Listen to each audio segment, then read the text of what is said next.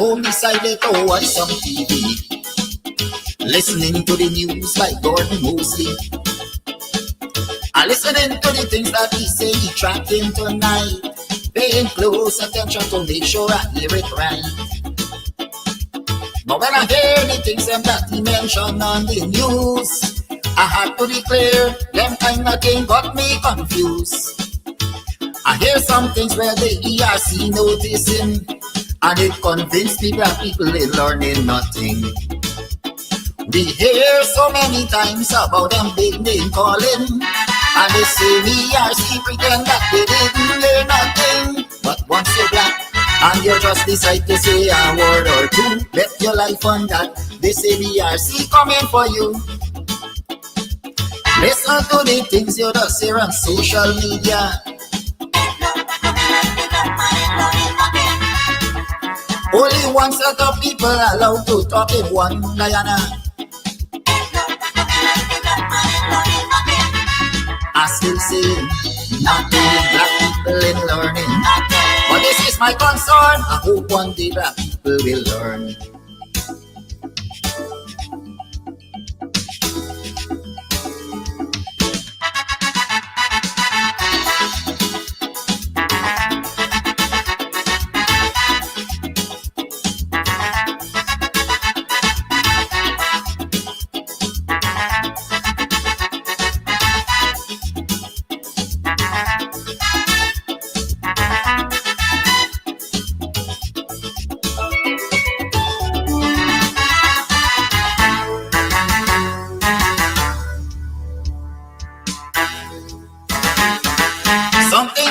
ERC that I would like to know, if any of its members happens to be black people. And if that is the case, I want them to answer this call. Tell me how come none of them ain't got no voice at all. You're showing signs of weakness and you're afraid to be fair, and we see the same thing keep happening year after year. And the day will come when all this nonsense will stop. That will be the day when black people decide to wake up. Not so long ago, something terrible happened.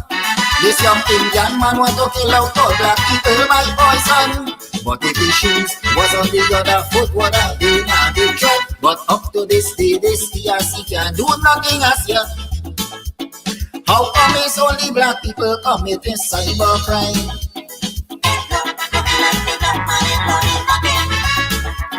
When pretty on social media fussing people all the time,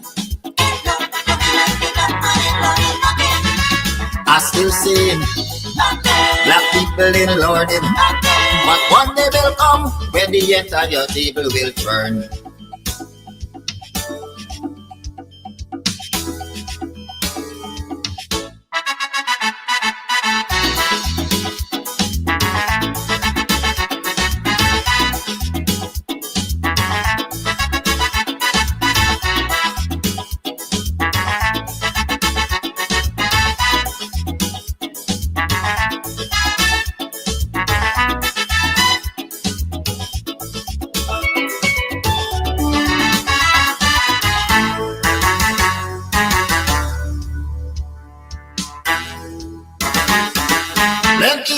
Excuse me, see they fail to condemn, because these people think that the law is only for them. And anybody else who decide to file a complaint, they go call you a racist and don't want to hear nothing. Plenty complaint from time to time has been brought to their attention, but because of this one-sided cybercrime is why they don't show any concern.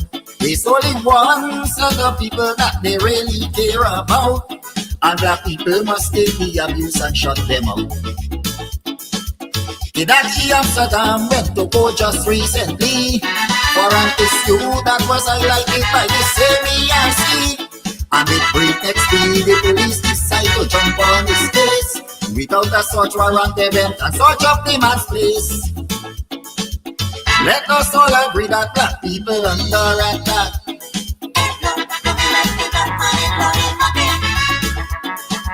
Different laws for you and me just because we black. I still singing. Black people in London. To all my black friends, we must put a stop to all this nonsense.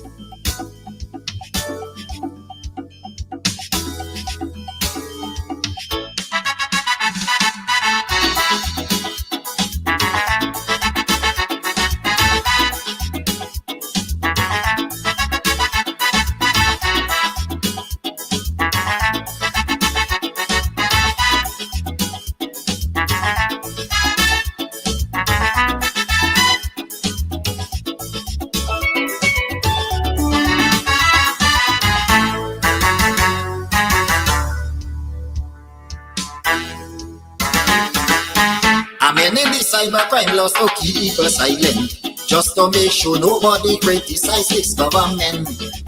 And while that is a very clear case of dictatorship, it is no surprise that the ERC ignoring it. Why only the chosen few is allowed to have things their way, when people like me and you must have nothing to say?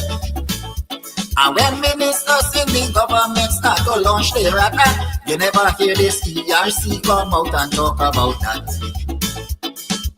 They send a policeman all the way to New York. This fella went up there to serve a cold summer on Rickford Park. Under this this government decide to fabricate a case, but like they forget the warning they get from Black T-shirt jails. The vice president is prepared to use as a low life.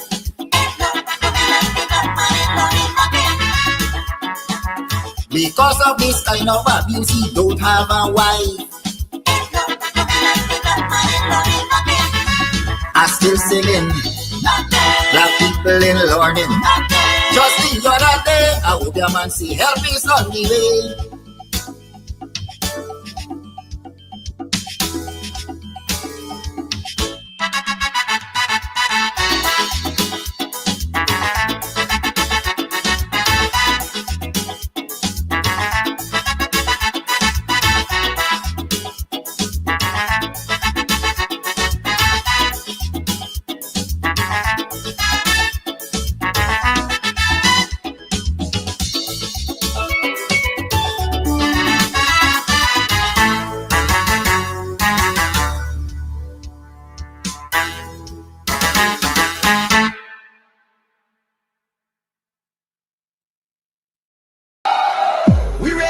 To remove the Guyana. This is it. The launch of the APNU Coalition campaign on Sunday, July 6th on the Square of the Revolution from 4 p.m.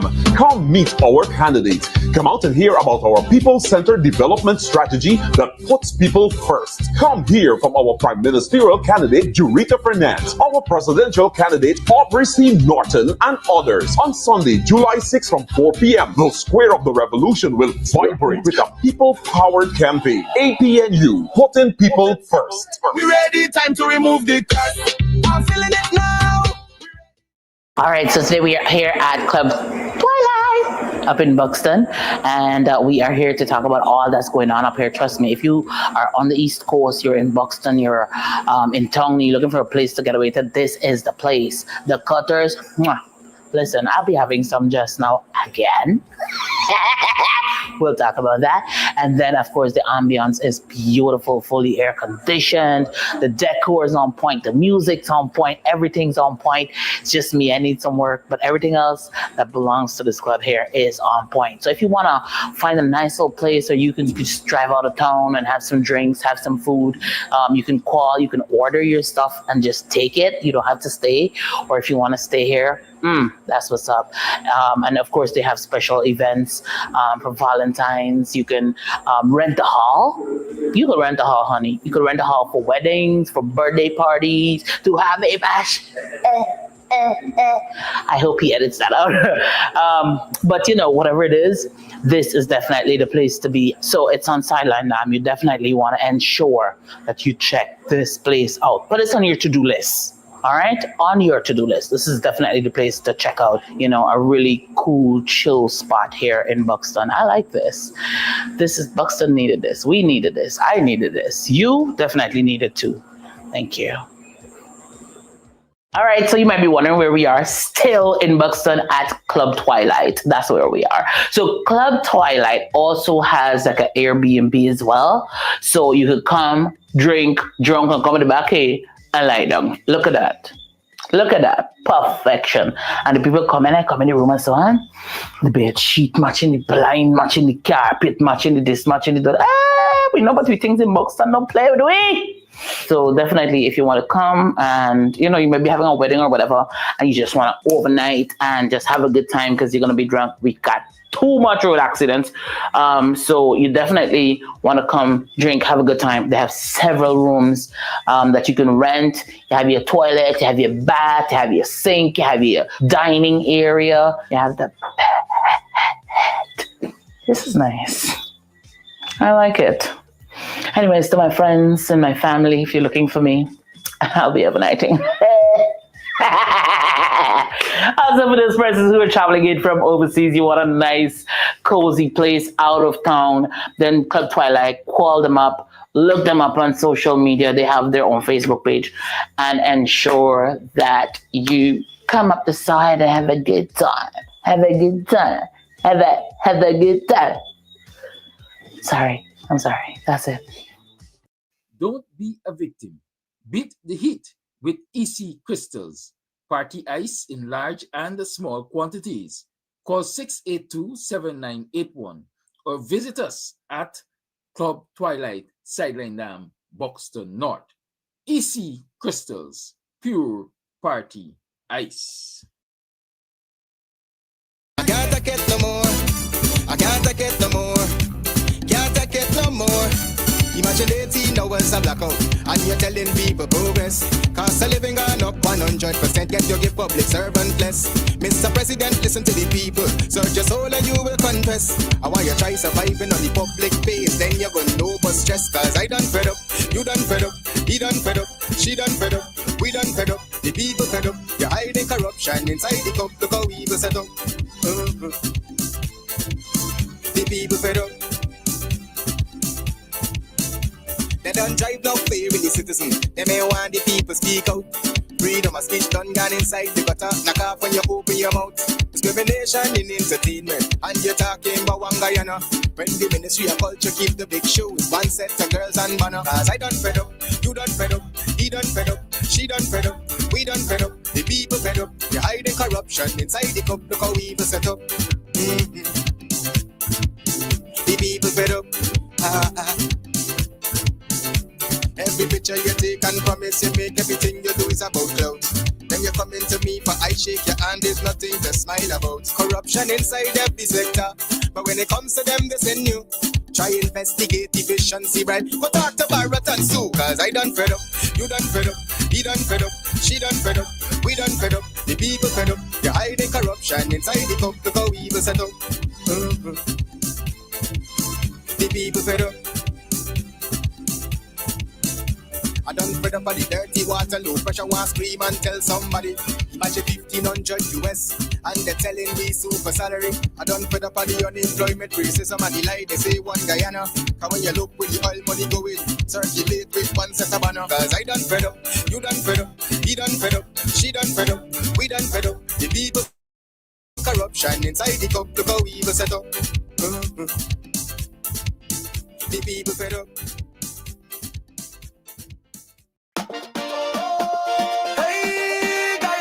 Time to rise up, time to move up. Hey, be a new in the place. Hey, we put people first. Oh,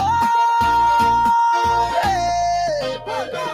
From Essequibo straight to Berbice, Guyana people want justice and peace. From quarantine water to Demerara Shore, we tie up promises, we want more. Hey. No more lies, no more disguise. It's time for we dreams to realize. We coming strong with people power. APNU hour, this is we hour. APNU, say people first.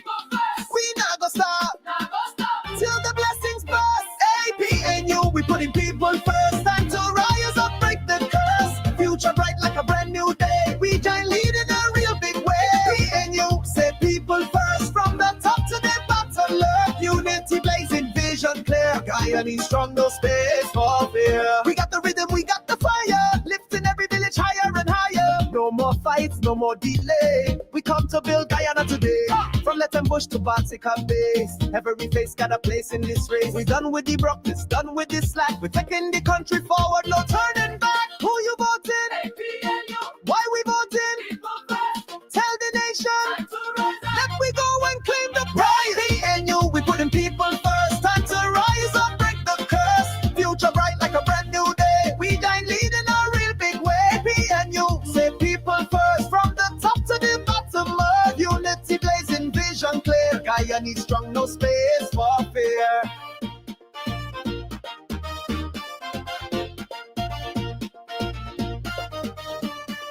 Every youth, every elder stand tall. This Guyana belong to us all. From the market woman to the king cutter hand, we building up this blessed land. APNU got the plan, got the drive. Putting people first, keeping up alive. So wind up, jump up, move with pride. We waving fem flag nationwide. Say, are you ready? Are you ready? Say, we go vote.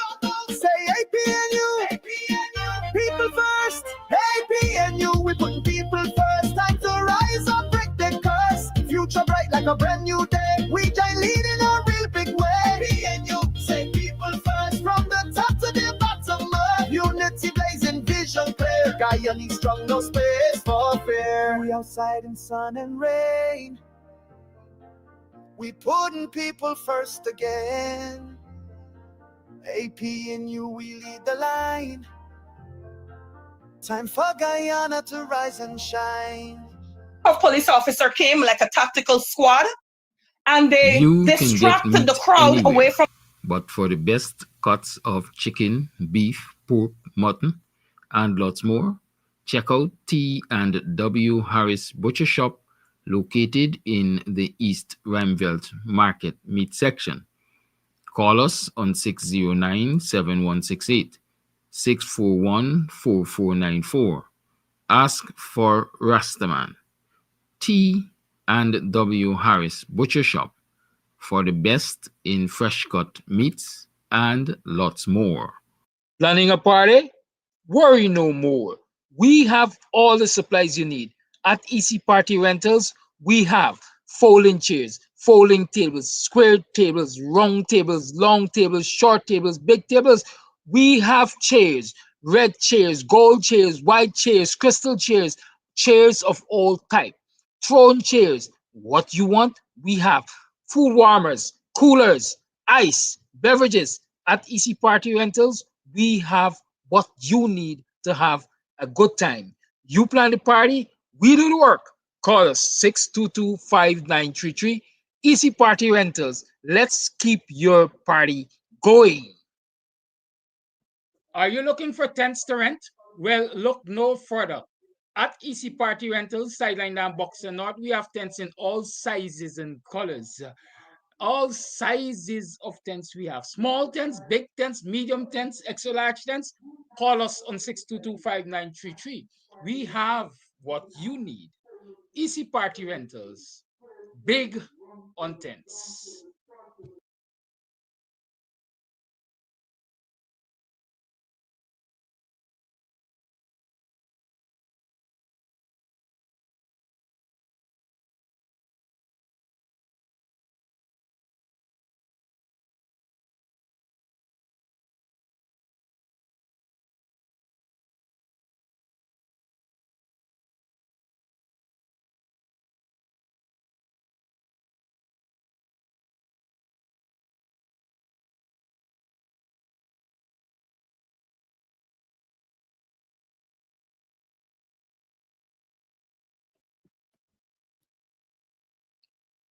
Morning, neighbor, morning.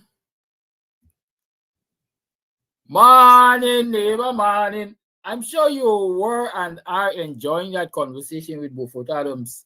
Those of you who have not seen the entire thing as of yesterday when it was live, you can continue to watch it after this program, or you can go back to it. It's always there on Camps TV page. You just go and check it out. You know, there's so many things. There's so many persons who contacted me yesterday after the airing of this program, and they said, Mr. Amstam, you know, we are experiencing the same things. We have experienced the same challenges. We have approached the PPP ministers and the surrogates with programs and proposals and things for business investment, and we have basically gone through the same thing. In many instances, people complain of them. The Ministry of Industry, Tourism and Commerce, or whatever it's called, dirty, I mean, lie to all run. They go all over there.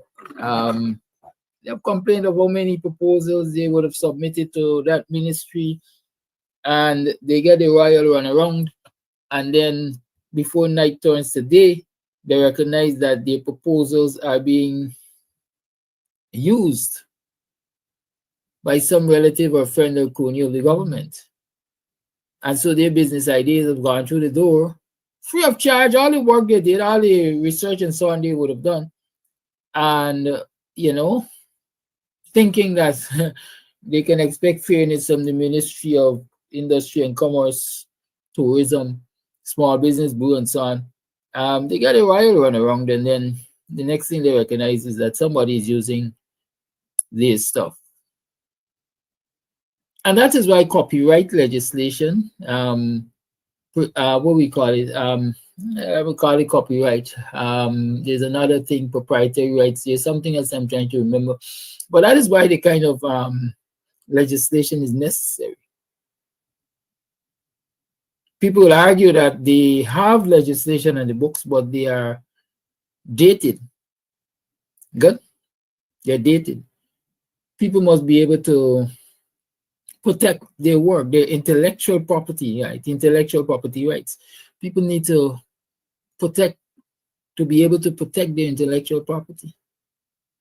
But when you have people in government facilitating and doing this nonsense, then you can understand what's happening. Do you remember when the Guyana government was at loggerheads with one of the Caribbean printeries? Because they were bold enough to instruct schools, or the Ministry of Education was bold enough to instruct schools and instruct itself, that they will simply photocopy the people's textbooks and distribute it to schools across the nation. Mr. Austin, I think, was the representative sole distributor for some of those texts in Ghana. And they went to task.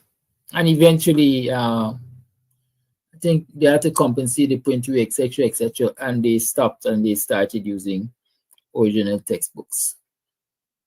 Even when they were forced to use original textbooks, we found situations where corruption, again, people within the ministry were hired to write textbooks for the ministry.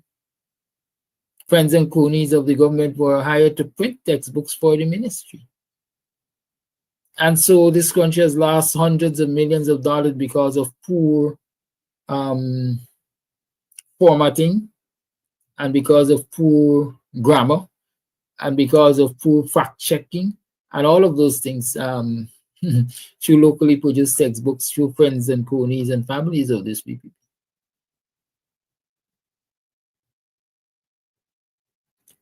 One of the persons who spoke to me, I can't give out too much detail about this particular incident, complained of having submitted a sample of a particular item.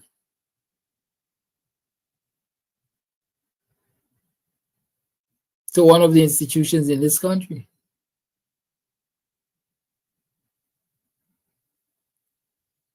And instead of, they loved it, they loved the sample. But instead of working with that individual, they sought to encourage that individual to work with one of their friends and cronies to produce this particular item. And because there was no agreement, like Mr. Adams is saying, I ain't partnering with nobody, I ain't getting nobody my trade secret.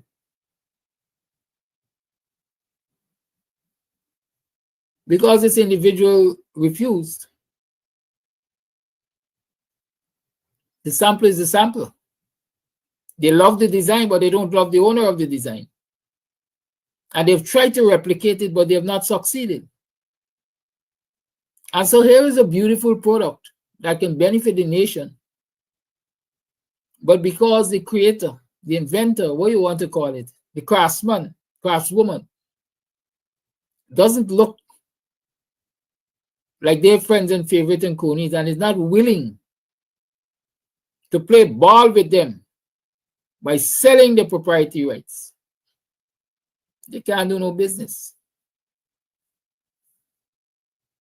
And I'm talking about, let me give you a number, right? I'm talking about a contract that would worth in excess of $150 million. So the money is too much for somebody of African descent to earn legitimately through government sourcing. Unless you partner with my father, unless you partner with my mother, unless you partner with my auntie, unless you partner with my cousin, you can't get no way.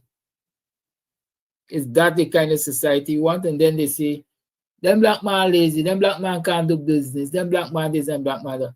I see this early morning, cockatoo, Harmond coming to ask us, where did your guest plant his first rice crop?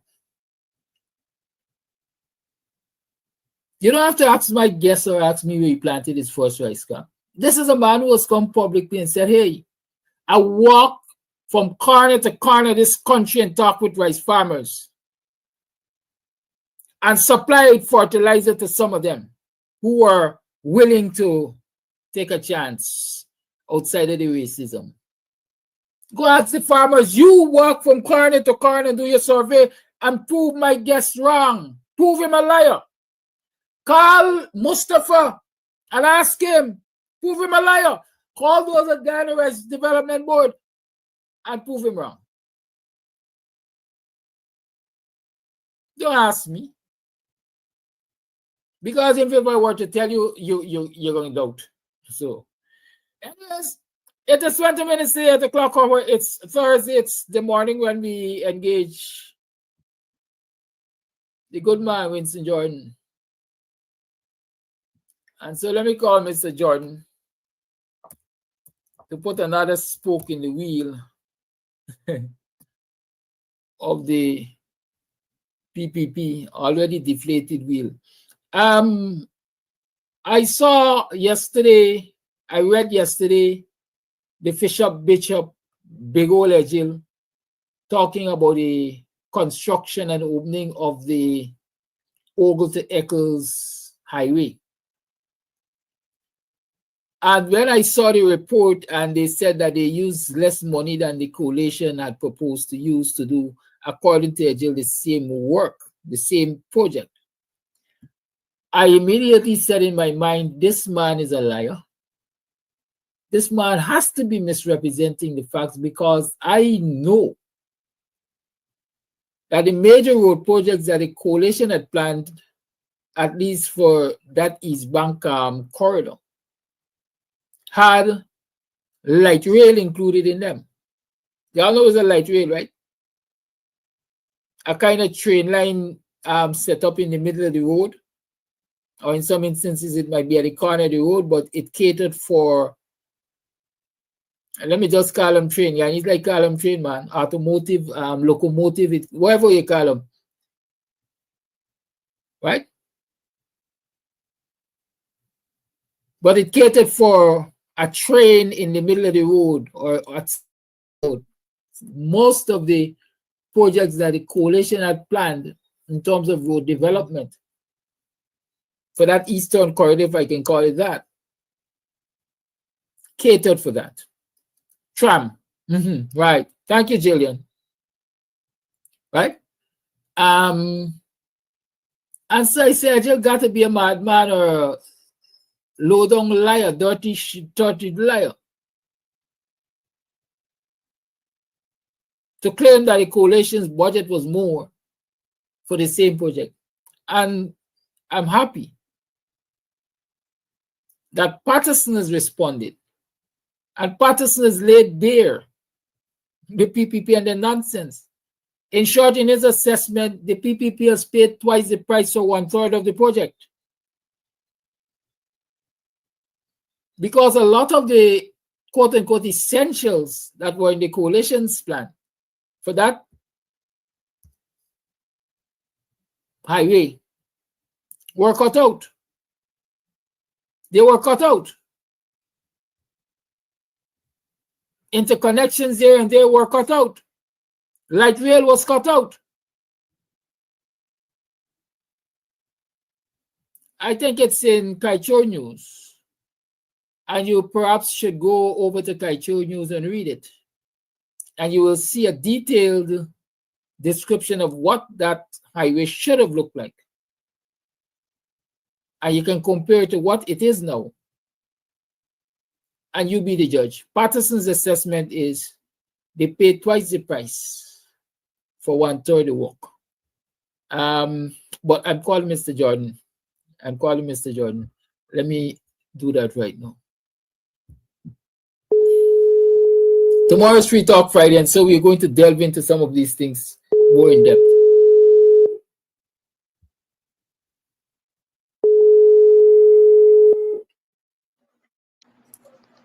Mr. Jordan, good morning, sir. How are you doing? I'm there with the weather. Here with the weather. You know, the rain, as I said, always cleaning us and helping us at times when GWI can't help us. Yes, even though their bills are coming as constant as the North Star, you know. But like they say, this is Dubai that we're living in. And we have an opportunity on September the 4th to make a big difference, not a minor difference, a big difference, so to speak. And we are hearing that there are angst in the camp. There are angst in the camp because their internal poll, some parties, some internal poll, is not showing the landslide numbers. You know, of course, we know when Jagdo was talking about landslide and so on, he was trying to egg up his supporters and his friends, family, and favorites. But they knew the numbers. That's why they came out with those. But you could see as they rushed into communities that don't look like them at the last moment, right? When those set communities were balling for the last 5 years and weren't getting anything, they're now rushing in and giving them $15 billion contracts that can be executed this year. Most likely, there have to be rollovers. But then, of course, if they are rolled over on September the 4th, they're going to say it's not their business. And they're going to use that as springtide to say, well, you see, we were going to give you it, but these people come in and they can't give you it. But the people who will be coming in will find a treasury, right, that they never thought that they should have seen, given all the money that we seem to be earning from the oil. And that happened to us. I keep reminding people who like to malign the coalition and go after the coalition with vengeance or something. They should always spare thought for what the coalition met, right? And why some of their promises could not be implemented fully. But notwithstanding that it was a Herculean task, given what we met, that we were able to implement several of our promises fully and some of them partially. So sometimes our commentators, our own commentators, seem to think that we were there for 23 years like the PPP government, and that we should have achieved even more than the PPP achieved in their 23 years. We had roughly 3+ years, not counting the no confidence, because when the no confidence motion came in, you have a different kind of government that kicks in, you know. So sometimes I think our people, our own people, you could expect the kind of analysis that you would expect from the opposition, but when some of our own people follow that bandwagon, it really gets you, you know, because they never even spare thought, they never even read, they just do some newspaper article or something, never do objective analysis on some of them. The coalition wasn't who coalition government wasn't a government that could be measured genuinely against another government because they didn't get a full 5 years, right? They got a full three, maybe 3.5 years, and a partial, I just marking time 1.5 years. Which other government in the history of our country, except back in the 60s when the government was removed by the British, had that kind of experience? Which other government, given the kind of money that was coming at that time, had to contend with a Gaisuko that had collapsed? Like I said last week. Prior to us, prior to the Jagdeo government, Gaisuko had racked up $85 billion debts. When we came in 2015, Gaisuko had $90 billion debts, a new column. They had a slate that was almost clean, and then they started over again, $90 billion. People don't take those things into consideration, right? They don't take all those things into consideration. Now you got trillions and trillions and trillions of dollars coming in, and yet still people are balling. Poverty hovers between 39% and 48%. More or less the same that poverty was said to be prior to 2019 when oil was discovered. Sorry, when forced oil came on stream. So they haven't made any dent. What they have made dents in is roads, collapsing roads, concussion roads, and so on. That is what they've made dent in. Buildings that you build today and they collapse in 6 months and so on. They've made that, but they haven't made a dent into poverty. Facts are stubborn things. They don't lie. And that is why up to this late stage, the Politburo has to run up to their communities to share out $100,000 again, plus hamper. And you see how the partial? You see how the partial? The same people who they're sharing out $100,000 last week also got every cash grant that was given, plus a $250,000 back in 2020 they got, and so on. And their beneficiaries now are another 100,000 plus another hamper. And their folks at Blaymont said, no. If you're sharing, we got to get to. So 2 days in a row, they're on strike because they want the same thing that was given to the people at Albion. You see how this country being running? Like a cake shop. Swimming in money. And yet still, every week in Sabuk News, you have to read the cries of ordinary people about how cost of living is affecting them. Today, the 3rd of July, marks 37 or 38 days since the announcement of elections to be held on September the 4th of this year. Yet, Parliament remains in session. And now we're seeing why perhaps Parliament is being kept in session and not being dissolved. It's because on testing the waters, they realized perhaps that we made a mistake with this September the 4th. Maybe we made the same mistake that Stuart Young did in Trinidad when he called all the elections as soon as he acceded to the prime ministership and lost big time. Not only lost big time. So now they have this, you hear now news that perhaps they may postpone the elections, right?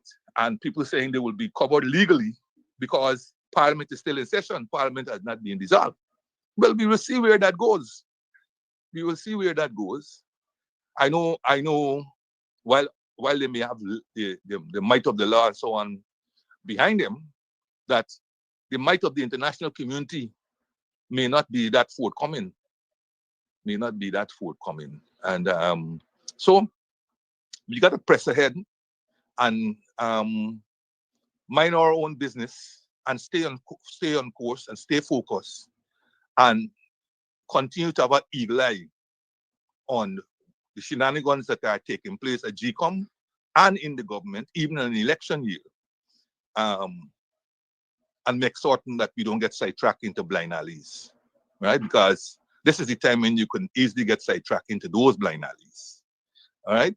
That is by way of opening, which dovetail quite easily into the introduction. I just wanted to take the opportunity of wishing our diaspora folks happy independence, those who have adopted America as their new homeland. Happy Independence Day. I know you have had to study it to be part of the citizenship, the naturalized citizenship of America. I think tomorrow represents the 249th anniversary, if I remember well, of American Declaration of Independence declaration, because I think it was on July the 4th, 1776, that the 13 colonies declared their separation from the mother country, Great Britain, and declared themselves independent, 13 colonies. And so tomorrow should be the 249th anniversary. I hope our diaspora folks celebrate with their other folks and celebrate without accident. As you observe the fireworks, stay away from the fires and stay away from the accident. The roads are expected to be crowded, that's my understanding, because relative to last year, gas is cheap, relatively cheap this year, and so there'll be more people on the roads as they visit family and so on. And for the long weekend, tomorrow being the holiday, and then Saturday, Sunday, and so. So stay safe, but enjoy the barbecues and whatever else you have. And Monday will be another day. It will be a holiday, of course, in Guyana. So by that time, you will be celebrating with us also. So the Guyanese American, you got two holidays, as we say, wap wap, Friday, tomorrow, Friday. Then you have the regular Saturday, Sunday weekend. Then Monday is CARICOM Day in Guyana. All right. Of course, you got to go back to work, so don't worry too much with me. So enjoy your American Independence 249th. We are at 59, nowhere near 249, but hopefully we will get there. We will get there, and one certainty is that all of us alive today will not be there when we reach 249. That's a certainty. Now the probability of that happening is absolutely zero. So, but we will get there, right? And those who we are leaving behind and so on, well, they will know, and they perhaps will transcend us by the spiritual part and the transcendental part, how we look when we come 249.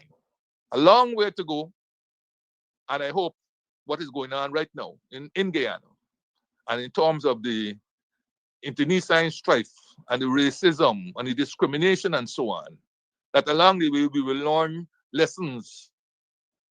We will learn lessons of unity, and we will blend it with hope to make Guyana great. Not again, because we never were great, but we'll make Guyana great. All right, so a couple of things this morning. I see finally the government has decided to pay the 8%. The 8% that was agreed as part of a multi-year package with all of the unions, with the exception of GTU, where they had agreed to a 3-year package. So GTU salary for next year is already fixed. Whereas for all others, the agreement ends this year, right? So the multi-year agreement that was signed last year was in respect of 2024 and 2025. And it's amazing that unions that have a hero in the form of Critchlow, Hubert Nathaniel Critchlow, whose struggles are chronicled in history books, and who gave birth to all the unions that are present today. It's a crying shame on all of those unions that they can't even represent 1,000th of the effort that was put in by Critchlow. None of these unions They signed multi-year agreement. They had big photo. They allowed the government to say, oh, look what we have achieved.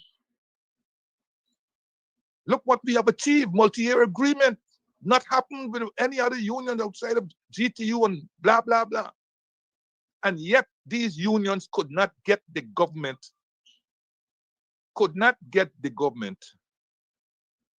to honor what we had signed. What is the purpose of a multi-year agreement?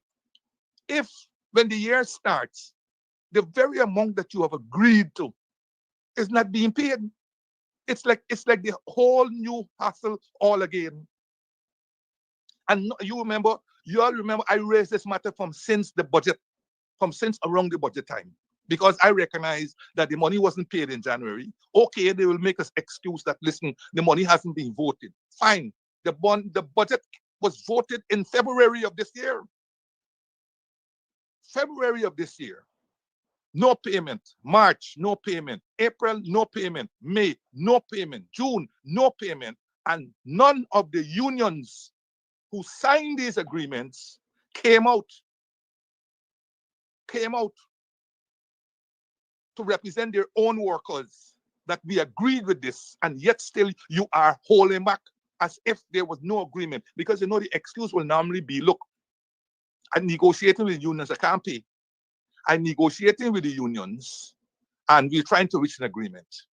And that negotiation will stretch out until towards the end of the year, and then we will say, look, we haven't reached an agreement, but we have to make a payment, because if we don't, then all the monies will be lost, and we can't vote that kind of money back in the new year. So you make your payment.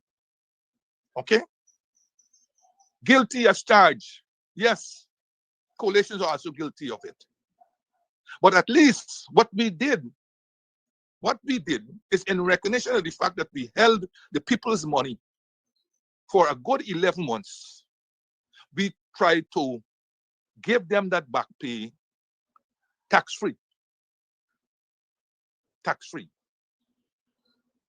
Unlike this government that has tons of money, more than we ever had, and they will still tax the people's back pay, notwithstanding the fact that they're holding the people's money that should have been paid since January.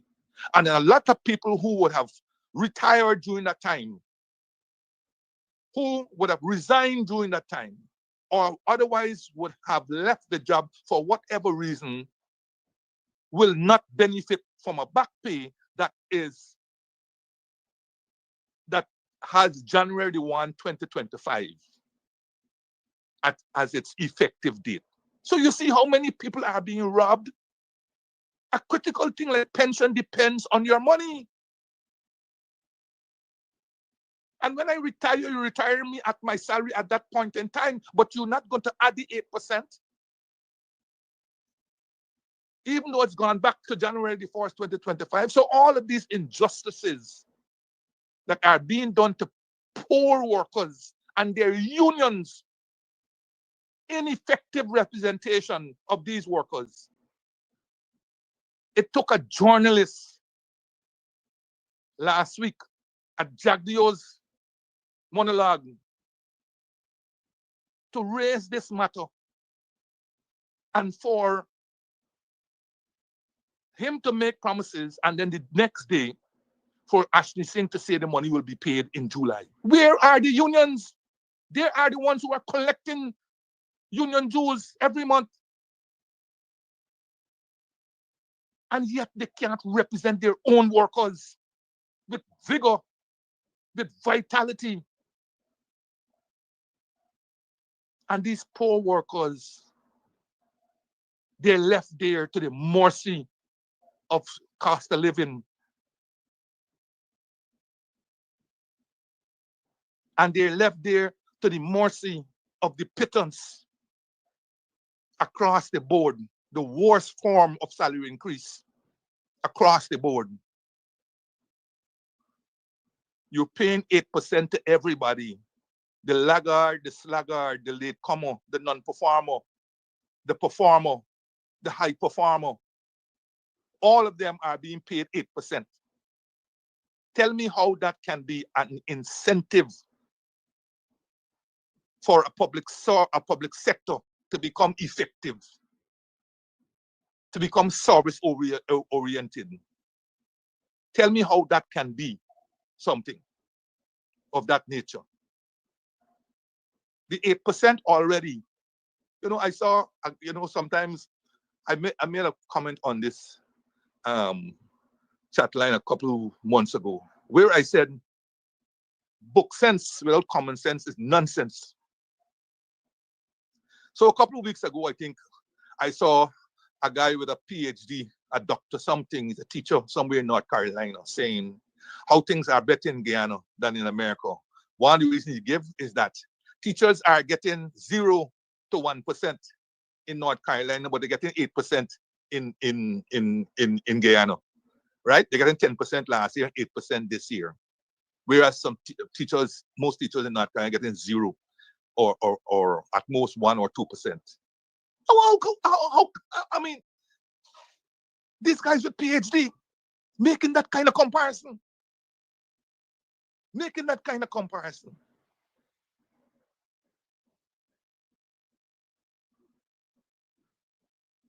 I mean, it is so outlandish.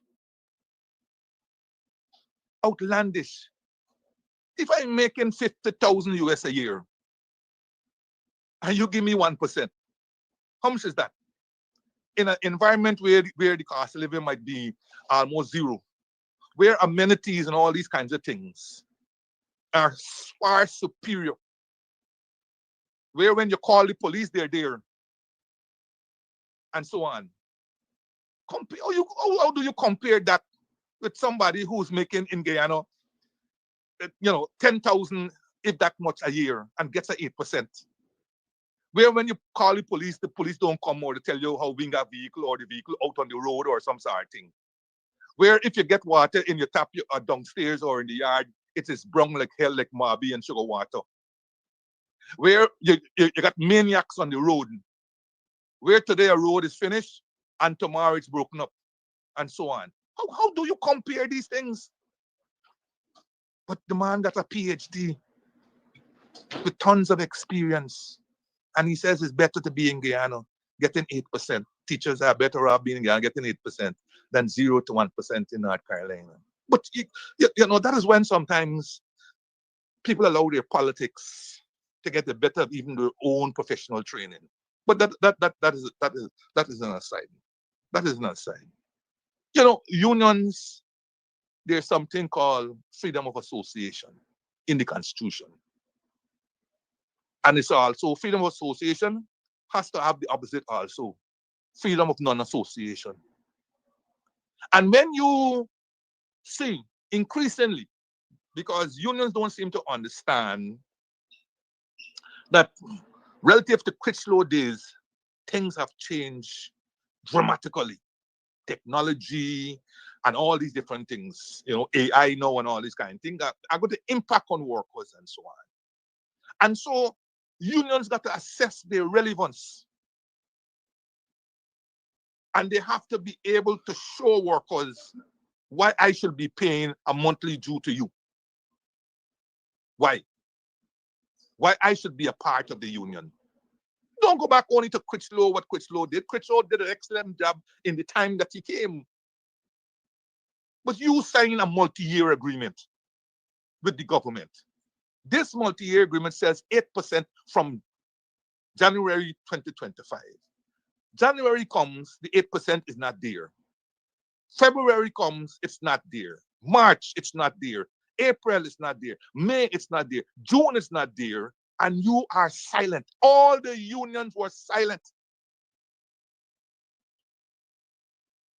But let me give GPS, who I think they came out with some statement, something about 8%. It was the most feeble. It had no sting. Like them married one to me, riding on a bike and a married, make them bam, and clap a sting on you. You almost fall down right in front of the traffic there, nearly dead. It had no sting. It's one of them perfunctory statements. It didn't have something that say I represented the workers here and those poor workers. Now you're forced to pay it in July. Good? You're forced to pay it in July. And spare a thought for the fact, once again, that the president's own will be paid tax-free. The president's 8%, roughly about 200,000 plus per month increase in his salary, will be paid tax-free. And if I adjusted his tax-free 200,000 or thereabout for taxes, his increase will be more than perhaps the starting salary of a doctor, but definitely more than the salary of a teacher, a monthly salary of a teacher who had been in the system for the last maybe 10 or 15 years. What a comparison. What a comparison. Couldn't this government here that claimed they didn't want the increase that the coalition put in place in August of 2015, bold and thing, we don't want the increase, we said take it back, and if we get into power, we are going to remove it. They never removed it. In fact, between 2021 and 2025, they would have increased their salary by another 42%, on top of the ones that they came and met. But they quit for run out there, and the coalition increased the salary by 50%, notwithstanding the fact that it was only 13 senior ministers who got a 50% increase. And our good folks like the junior ministers like Annette and all them, they got a 20%. Vexed like hell. The seniors got 50 and they got 20. Yes, 13 ministers got that 50%. That is the amount that they go around all around the place telling how coalition come in and increase the salary by 50%.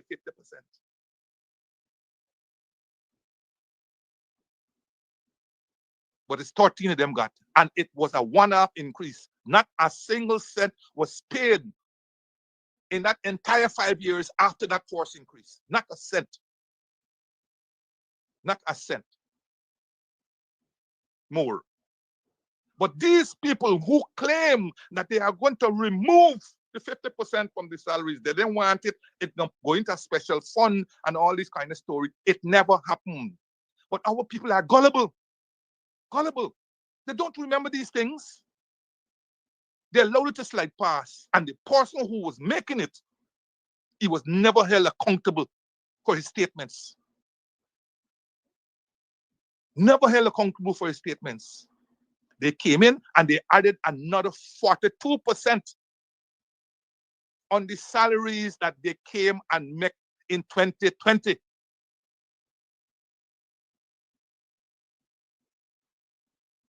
Are they prepared to say, if they won again, all their salaries will be held for the next 5 years at what it is today? Because it's more than enough for them, even at their level of standard of living. Are they prepared to say that? That their salaries will be frozen and any salary increase that might have accrued to them will be given over to charity or will help assist in moving the needle of those who are at the bottom. As it currently stands, the needle between those who are at the bottom and those who is number one in the president gets wider and wider and wider with every across the board salary increase. Now I heard Norton says that minimum salaries go up to 200,000, and I have no problem. I am absolutely glad if he can get there and get it into place. But I want him to also say that his salary as president will be frozen for the 5 years. Because if you're getting nearly $3 million or over $3 million tax-free every month, what more you want? What more do you want as a president? Everything else is free. You don't spend a penny when the month comes on what? Everything else is free. Clothes, all these things, free, free, free, free. Free food. You got 30 maids in State House and all this kind of thing. Free, everything free. plus you're getting $3 million every month. And you still want 8%, 10%, 5%, and all these kinds of things? Oh, man, oh. So, all the presidents better put in their manifesto that what if we get in, we will freeze the cabinet's salary for the entire 5 years because we feel we have enough at the moment. And we could live comfortably with it. That was the intent behind the freezing of the salaries at August of 2015. You didn't need much more. Yes, there were a lot of complaints and so on. Because remember, salaries, pensions are attached to salaries. So when you freeze it, your pension is literally frozen also. Okay? Let us say that even, let us adjust it a little and say, at the time of the calculation of your pension will be calculated as if you receive all the salary increases that you did not receive. I mean, you could make that an adjustment to the Pension Act or whatever. But the point is, if you want to do something for those poor people down there, we have to show tangible things that we're willing to do, not handouts. Handouts will never bring poor people out of poverty. Handouts are temporary, are meant to temporarily move people from, ease the difficulty that they may have while the economy is being swept over, while the economy is being reformed, while adjustments are taking place. They're meant to be temporary, not permanent. 10-day workers can never be a solution. But yet, 3-4 years already, and you hear everybody now got to follow me. I'm going to keep the 10-day workers. But 10-day workers will never get a NIS. They will never get a pension and so on. Why is labor allowing this to happen? And no talk. When it was introduced, yes, it should be temporary. But now 3, 4, 5 years on and well into the future, you are going to get 10-day workers. And the hidden thing behind the 10-day workers of taking them to go and break up other people's political meetings, putting them in red short. They got to go and sweep, cut grass and sweeping when you got cleanup campaigns and so on. Is this the dignity that we put in the labor? Huh? And harass and threatening them. And now what is feared is happening. Those 10-day workers are now becoming dependent on that 40,000 or 50,000 or whatever they pay. They now become dependent. And that was a fear. It was a fear, but it is happening in real time. In real time. So I felt a brickbat at all the unions for not representing their constituency, where they signed a multi-year agreement and allowed the government to bamboozle them and to use the same specious arguments that they will use regularly to pay the money near to Christmas. They held on to that same monies, even though a multi-year agreement was in place. A brickbat at the unions. Unions got to be careful because already, increasingly, the new entrants, particularly in the public service, don't care two hoots about unions.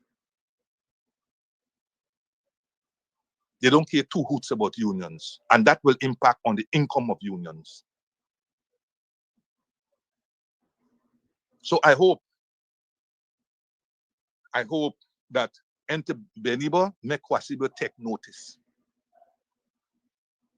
I hope that the unions will consider that when they sign an agreement with anybody, with their employer or so on, that they must ensure that that agreement is strictly and rigidly enforced. Otherwise, it will make no sense signing no multi-year agreement when you can't get the workers paid at the 1st of January of the new year? What the hell is the sense of signing multi-year agreement for? What?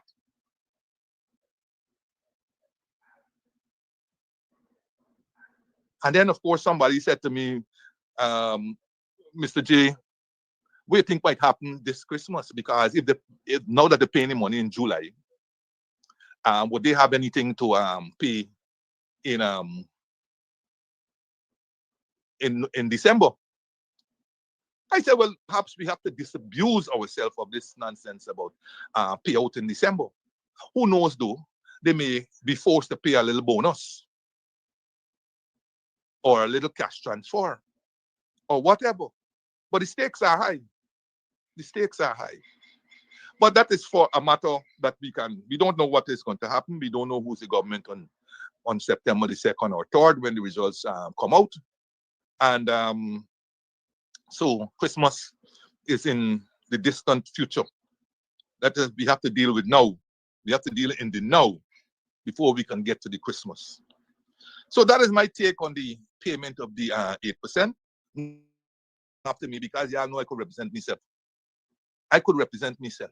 So if you want to come after me, go ahead. I could represent myself. I'm not the problem. I'm not the problem. Y'all are the problem. Y'all are the ones who put up your hands to represent these workers. Y'all are the ones who are taking the people's money every month. And y'all are the ones who are supposed to vigorously represent them. And in where this 8% payment is concerned, the representation was almost zero. It took a journalist at Jagdio's press conference last week to raise this matter and to elicit a response and to get a further response the next day in terms of when this money will be paid. Why the unions, who are the representative of these people, could not do it. Second point I want to raise today.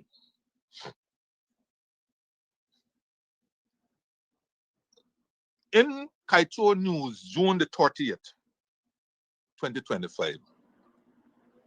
A good day, because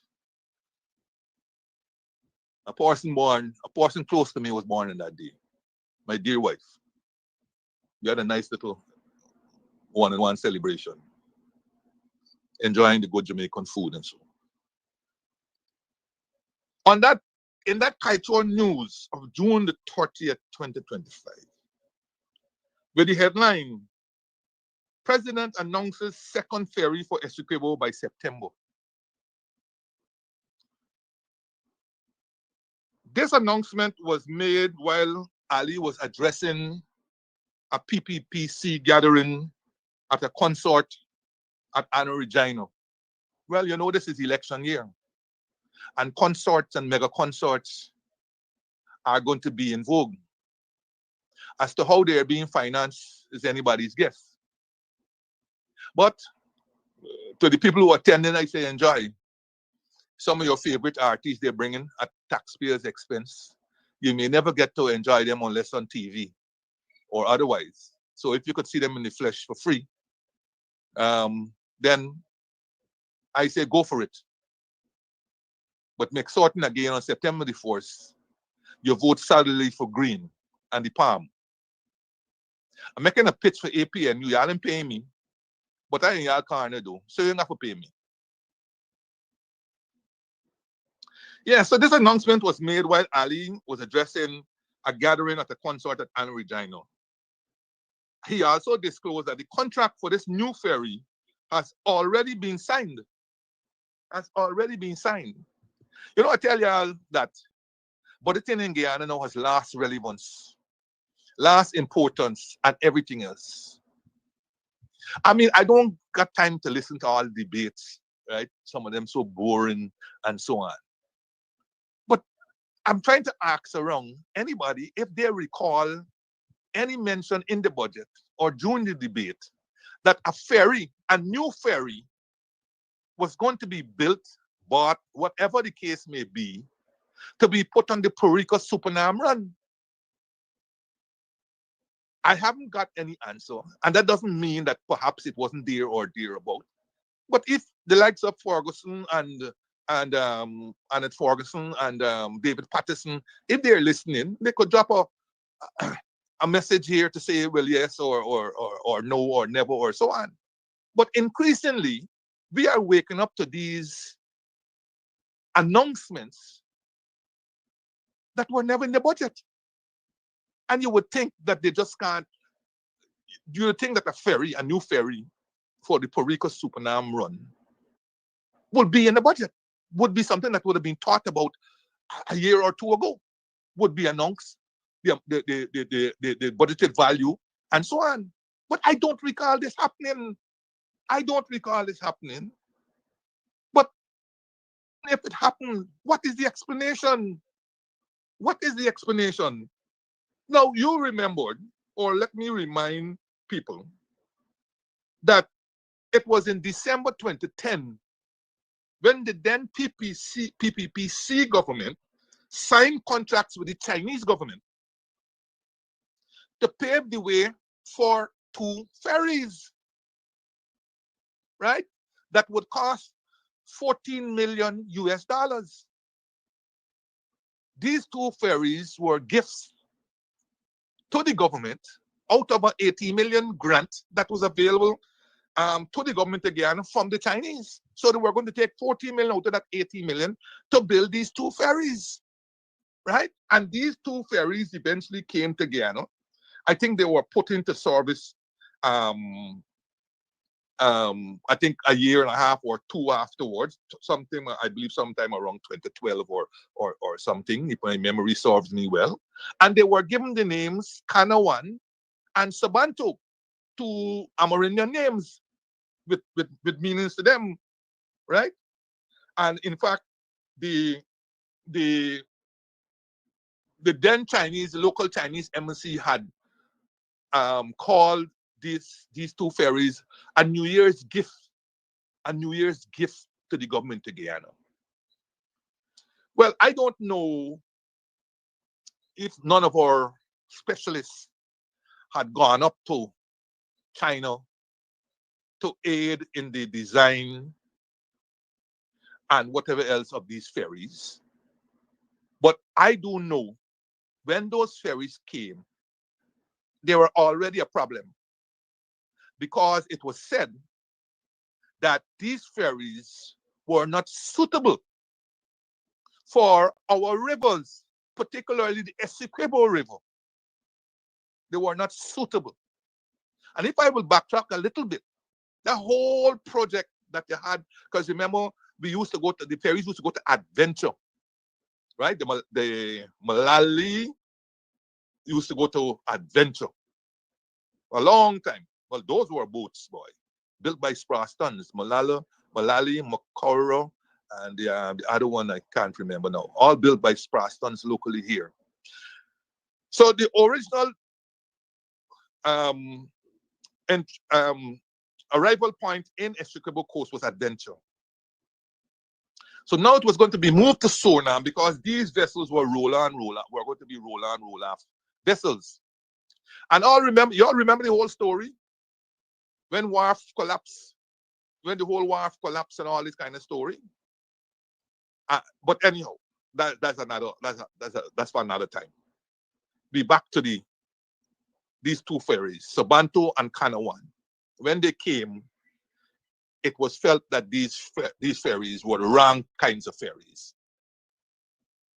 But they say you can't look a gift horse in the mouth. We can't turn around and tell the Chinese, buy this thing here, we can't take it because, it can't work in our waters. You can't look a gift horse in the mouth. So we took it.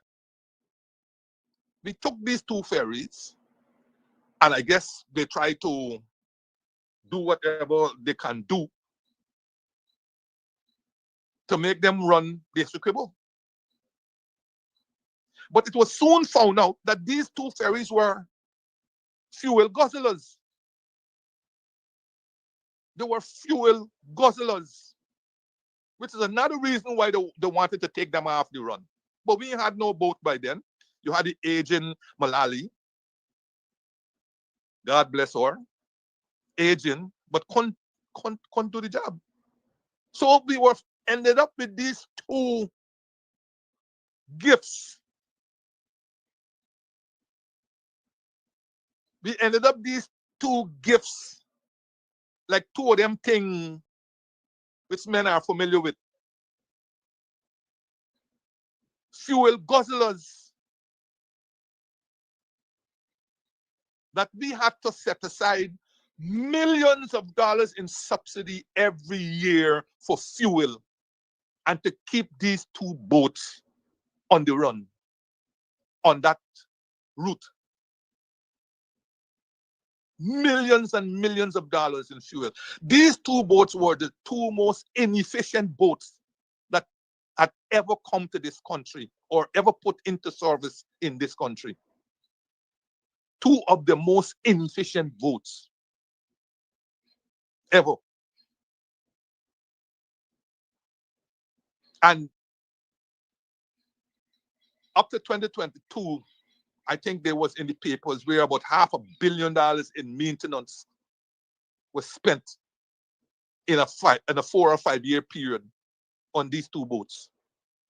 $500 million spent on just maintenance. So when was the Sabanto taken out of service? Completely. And only the Kana one is left. Because for you to sign a contract and give people the impression about a second ferry, you already had two ferries running that route. The Sabanto and the Kana one. When was the Sabanto taken out of service permanently? And why? And why? That question has never been answered. And unfortunately, even though the parliament is not being dissolved, there's no hope of those questions being asked in the National Assembly and for answers to be provided.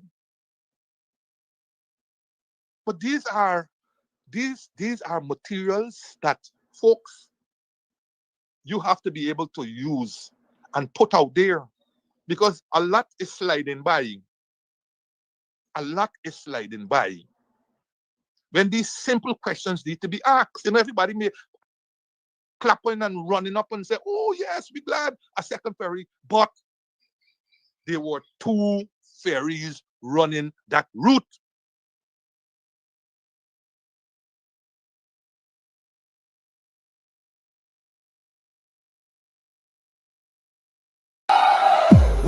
Time to remove the Guyana, this is it, the launch of the APNU Coalition Campaign on Sunday, July 6th on the Square of the Revolution from 4 p.m. Come meet our candidates. Come out and hear about our people-centered development strategy that puts people first. Come hear from our Prime Ministerial candidate, Jurita Fernandez, our presidential candidate, Aubrey C. Norton, and others. On Sunday, July 6th from 4 p.m., the Square of the Revolution will vibrate with a people-powered campaign. APNU, putting people first. We ready, time to remove the gas. I'm feeling it now. All right, so today we are here at Club Twilight up in Buxton, and we are.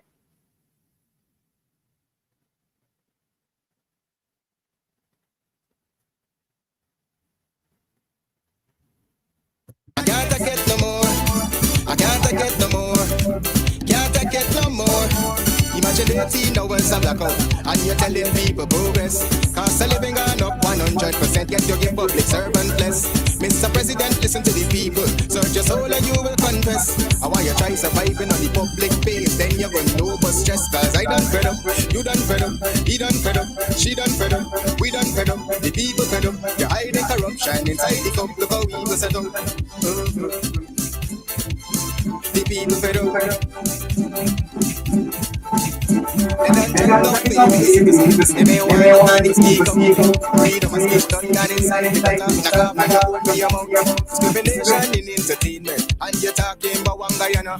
When the Ministry of Culture keep the big shows, one set of girls and banner. Cause I done fed up, you done fed up, he done fed up, she done fed up, we done fed up, the people fed up. You're hiding corruption inside the cup, look how we will set up.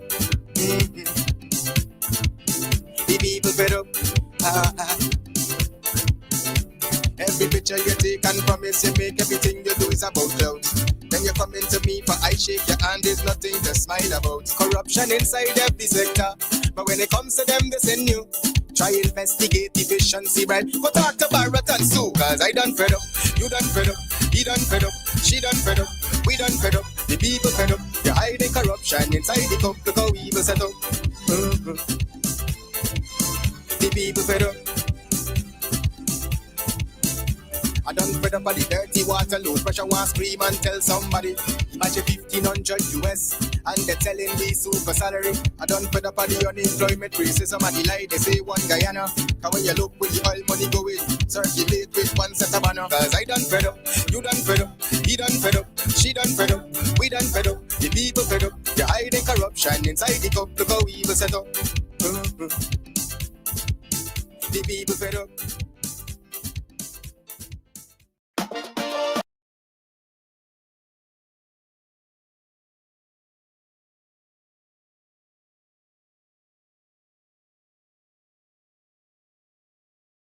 The people fed up.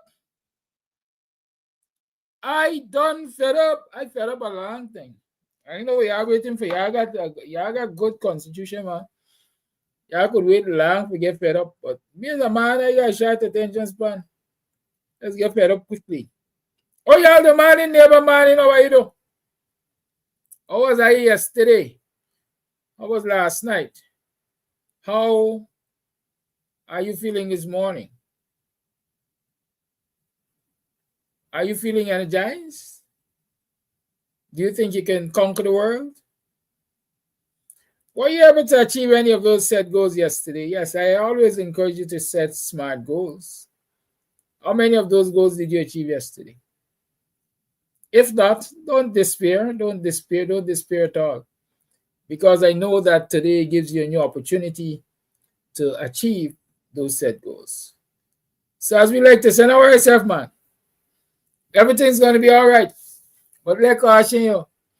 The last time in this country, on a big occasion that we were playing the song, don't worry about the thing. Every little thing is going to be all right. Any of you can remember that song being played on a major occasion in this country?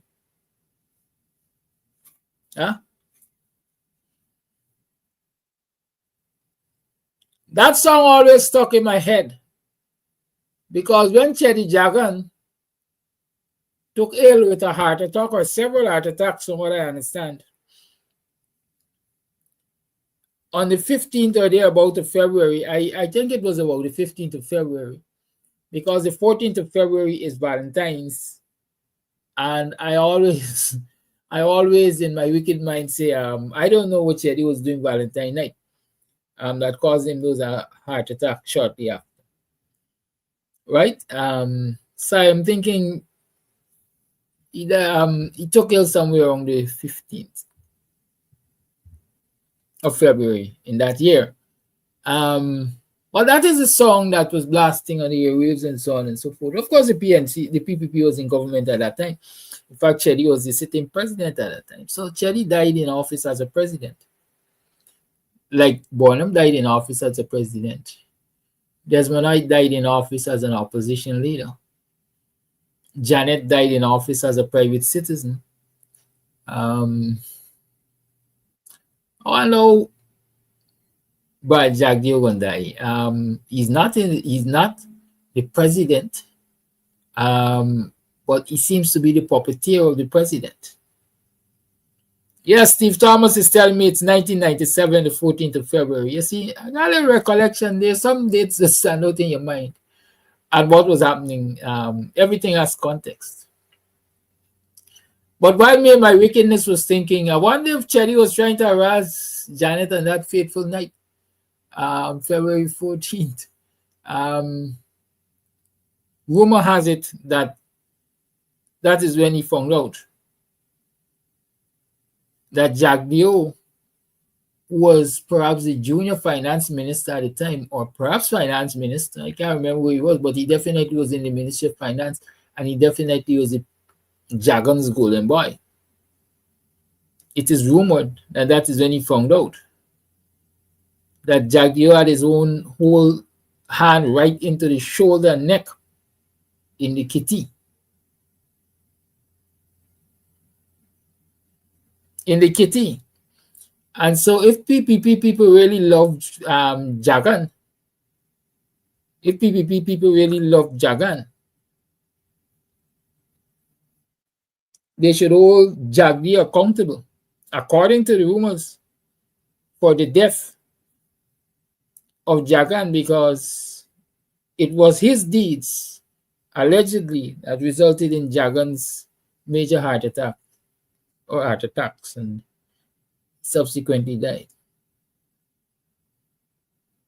Good. So back to what I was wondering. I wonder if Jagdi is going to die in office. Let me say in political office, because I don't think he can be president ever again in this country, at least not through the regular channels. He can puppeteer the president.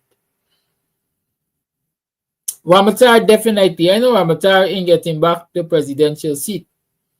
So Ramatar too will, like Janet, die as a private citizen.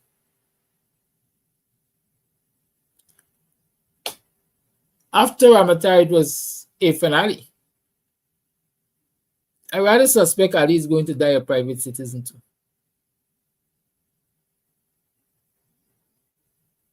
Good. I can't tell you when they're going to die. I can't see how they're going to die.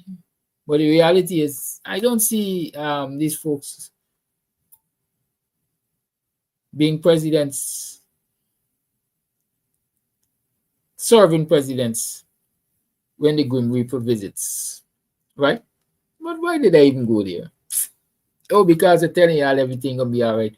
It's okay if you didn't achieve those set goals yesterday. It's all well and good to try again today. You have to live in hope rather than die in despair. And I am living in hope. I'm very, very hopeful that come the morning of September 2nd, Guyanese can see the light of a new day that says the PPP is gone from the seat of government.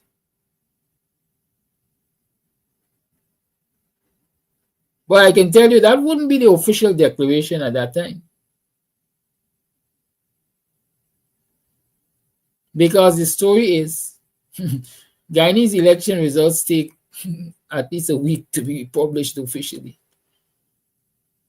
Small nation, approximately 750,000 persons. Some people argue about 800 or so.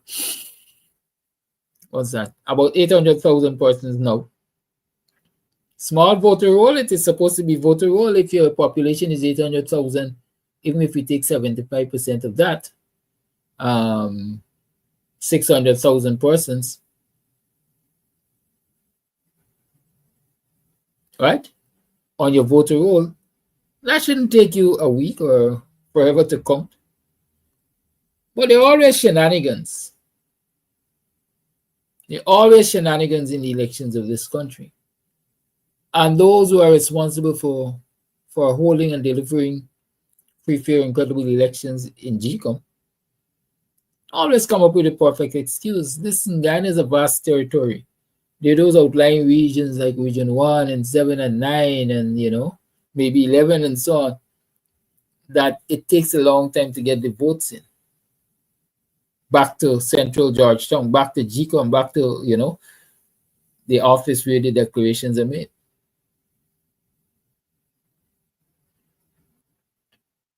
And while they're doing that, in the instance of Gokul Budu and the Depu brothers, I think they were from Trinidad, the PPP folks working their magic at GCOM hoping to steal another election. This is history I'm teaching you. I hope you recognize. A lot of us, especially our young people, TikTokers, good morning. I didn't greet you. Morning, talkers. I'm speaking to youth this morning. I had a very interesting conversation in TikTok last evening. Past my bedtime, but I recognize a teachable moment. And so I know we have to address youth because the youth are saying, vote for win. I saw somebody say just now, if you're fed up, vote for win. And so I had to ask the young people what win represents in this country. I'm going to ask Tony Sinarine the same thing. What does win represent in this country? right? For me, WIN represent an old order, an order that has suppressed this nation, suppressed the youths in this nation, murdered the citizens in this nation, robbed the citizens of this nation. That is what WIN represents. And I'll tell you something you perhaps don't know. Or you know, and you're pretending you don't know. Yeah, WIN is Azruddin Mohammed. WIN is a young Mohammed. But have you checked the track record of Nazar, also known as Shell Mohammed? This man has said to us that he has been financing the PPP since Noah was a boy, since Jagan was fighting for power. So Shell Mohammed represents an old order. The Mohammed Enterprise represents an old order, an order that supported the PPP then and still supports the PPP now. Let me tell you how Indo-Guyanese business people behave in this country. They split their allegiance, or they give the impression that they're splitting their allegiance. Good. Hereby, you show support for the opposition, and you show support for the government. Because regardless of who win, we win. Allegedly, that is how the Kisun brothers, I understand, behaved. And the Biaris behaved. And a lot of other Indo-Guyanese, major Indo-Guyanese businesses behave. They give money to both sides through different family members.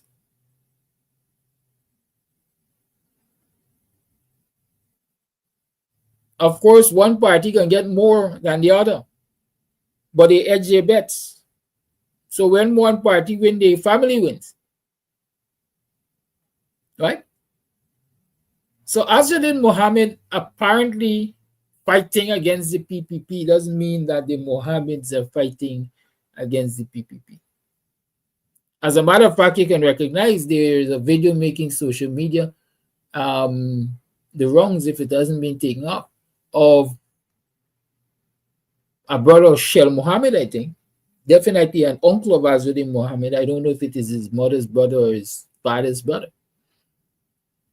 Criticizing him and his sister, Hannah, to say they're just young and bumptious. They're selfish. And if this is an elder in the Mohammed's family saying that them two young people is just out of place, do you get the impression that the majority of the Mohammeds are against the PPP? Think on that. Y'all think on that. Let me continue to tell you in my mind what the Mohammeds represent, or what WIN represents. Do you know the masterminds behind WIN? Do you think the jaguar being used as WIN's symbol was coincidental? Which Indian nationalist, I'm calling him an Indian nationalist. Which Indian racist, I'm calling him an Indian racist. Which Indian supremacist, I am calling him an Indian supremacist in this country, had a political party where the jaguar was the symbol.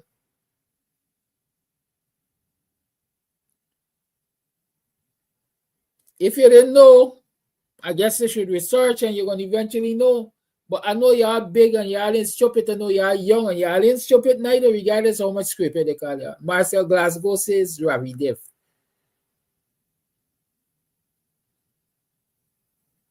There was a political party in this country named ROAR. Roar. Rise, organize. Did it say advance? Something but roar. And roar was created by Ravi Dev to push a mantra of Indian supremacy in this country. His symbol was the jaguar. Do you see the jaguar reappearing?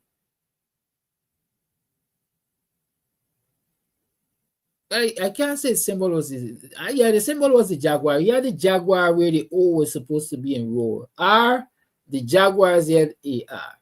Right? Good. Do you see rise, organize, and rebuild? Thank you very much, Barbara Barrington. That is why I love my co-producers. Because when I able to think about it, they remind me of it. Rise, organize, and rebuild. Rise, organize, and rebuild what? Indian supremacy in Guyana. Look at all of Ravi Dev's writings and his utterances. As a matter of fact, let me don't say so. I never get no lawsuit. Just go read his writings and see. And tell me that he hasn't been promoting the supremacy of Indians or Indo descendants over Afro descendants in this country. And so you see the jaguar reappearing. Why do you think it reappeared with wind?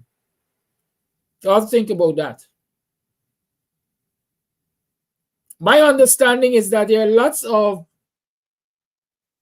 Indian supremacists who stood with the PPP that are now intellectual authors in WIN. Not for them. So they got doctor in front of the name.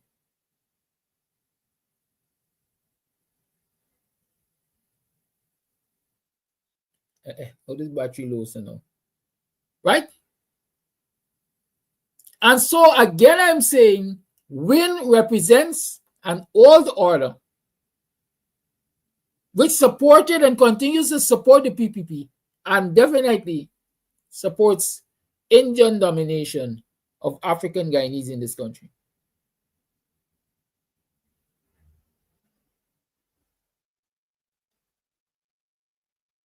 Right? I want you all to keep that in mind. What else does WIN represent? The utterances of Shel Mohammed, Nazar Mohammed. When Donna McKinnon was murdered right outside of Freedom House, there were 3 guns in Freedom House. I'll complete the statement because you've heard it. What did Donna McKinnon represent in this country when she was murdered outside Freedom House? She represented Guyanese citizenry fighting to defend and protect democratic practices, free, fair, and credible election in this country. And if you were part of the plot to murder people who are fighting for democratic practices in this country, don't come today and tell me. Don't come today and tell me that you have the interest of the people who were being murdered by the people that you supported and your family continue to support in 2025. When young black youths were being murdered all across this country at the hands of the Phantom Squad, Sean Brown, he named Sean Brown, say, y'all don't mix it up. They had many killing squads. I can't name all of them. But you had the Phantom Squad, you had the Death Squad, you had the Black Clothes Police. I know about them 3 at least. Yeah, Terrence, they're dead like you would.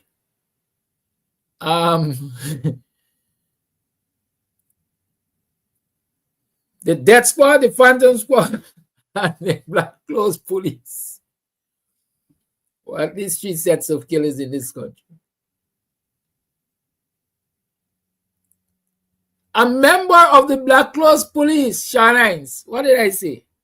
Thank you. Whatever I say, I don't know. Sometimes I get fudgy with these names and stuff. One of the murderers from the Black Clothes Squad is currently advisor to your Minister of Home Affairs, Brock up there. Y'all go find out his name. I know his name, you know his name, and everybody else should know his name. Young people, if you don't know his name, go and do the research.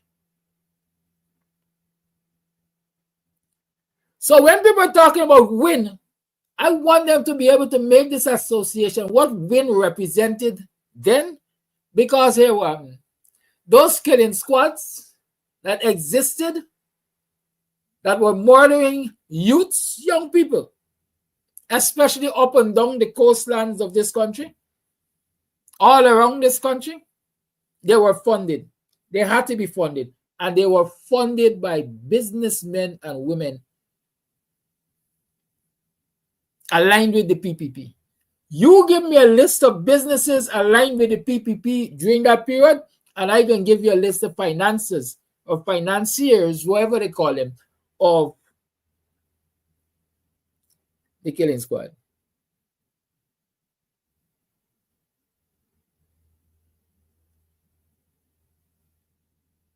Sheikh Mohammed said, well, we supported the PPP. I supported the PPP. We supported the PPP since Jagan was fighting for power. And we continue to support them. Azruddin Mohammed said, when they were afraid to go on the East Coast, when they were afraid to go on the East Coast and other parts of this country, we provided weapons and personnel and vehicles to protect them.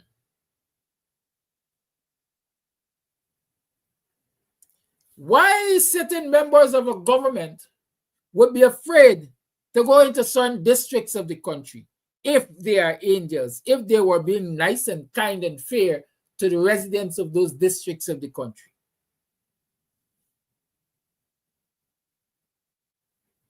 And if you come to me as an individual and say, you know, I frightened for go to Buxton, despite I'm a sitting member of the government, can you protect me? The first thing I ask you, why you need protection to go into Buxton? What do you do with Buxtonians?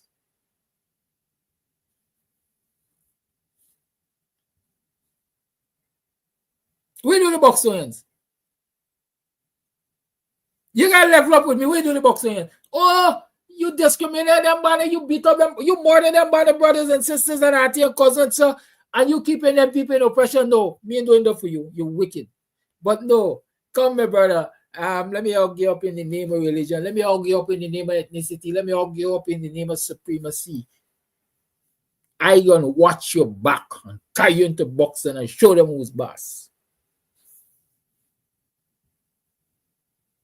So y'all examine for me. Oh, I did say Sean Bong, sorry. Right. Oh, Sean Bong dead and burying you. Father forgive. Yeah. So all those of you, young and old, who are saying win, I want you all to re-examine what win represents in this society. That is what I want you all to re-examine. Some of y'all didn't even pay no examination, as a matter of fact, because what are a lot of folks, especially youths, and I'm knocking youths, because unless elders like myself, I'm considered an elder now by past the 50 mark. After 50 is elder. Anyhow, when all the folks like myself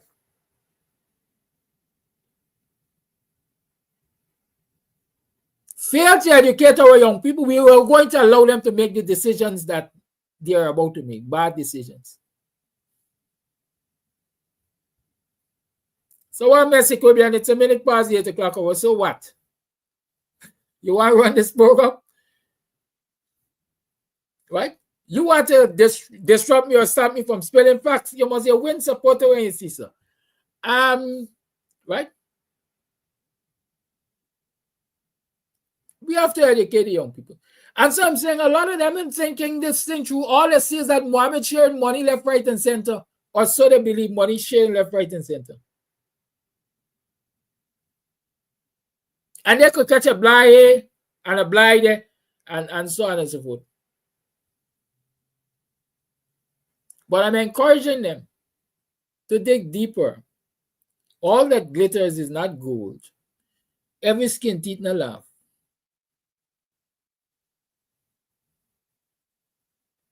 The man is a businessman. The man going to over manage a country. That man is a businessman who, according to the Americans, have robbed this country of so much money. Just thinking about it, I get dizzy because I never see all the money in my life. And there's only part of his taxes, according to the Americans, that he has robbed this country. Now, I'm going to ask you all this question again. If your neighbor cat come in and thief your milk when it doesn't live by you, are you going to take it into your home? Because it's a fat cat, you can say done fat, it's not on thief. It get fat thieving. It got fat stealing. So you're going to bring it in now. Put the thief from you legitimately because I am a member of this family now. I am entitled. So this clown who see now right now, see far, see near, who telling you if you fed up vote for win, see now right, go check it again. Go and come again.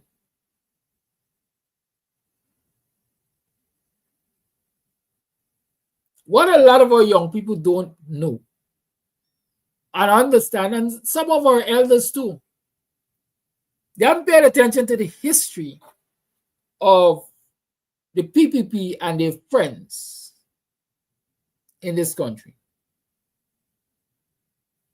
Listen, man, like you had another intellectual out to behind win.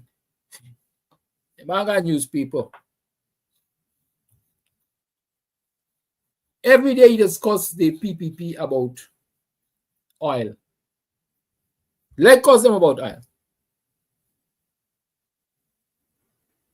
And many in the north said the only reason this man curses the PPP about oil is because they did not give him an oil block, because he was supporting them during the regime change.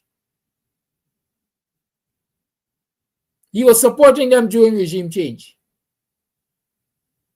And so he wasn't rewarded. And so they're cussing every left, right, and center every day. He cussing them as a matter of fact. And in particular, he cussing Jack Deal. Must listen to him. And you'll come to understand that this man really ain't got a problem with the PPP. You know? This man got a problem with Jack Deal.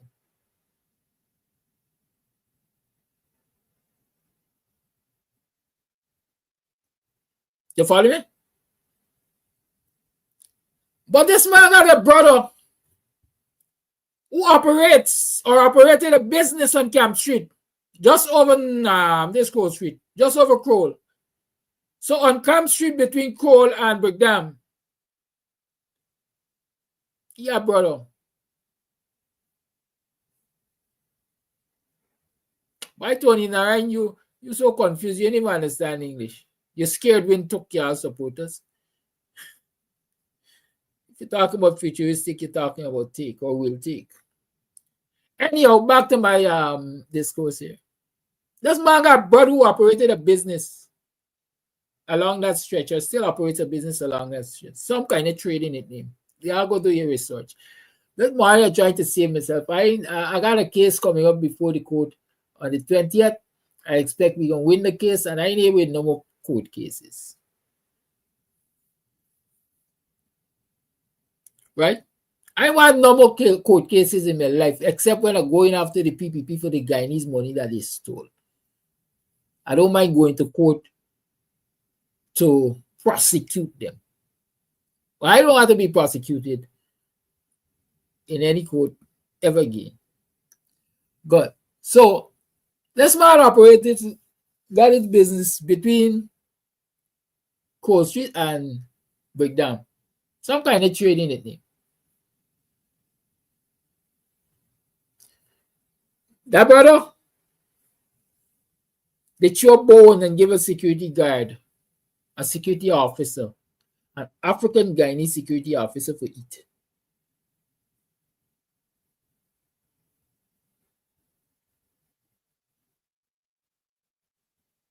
Be careful of the people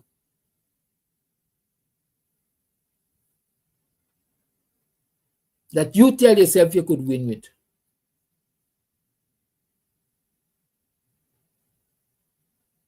Be careful of the people that you tell yourself you could win with.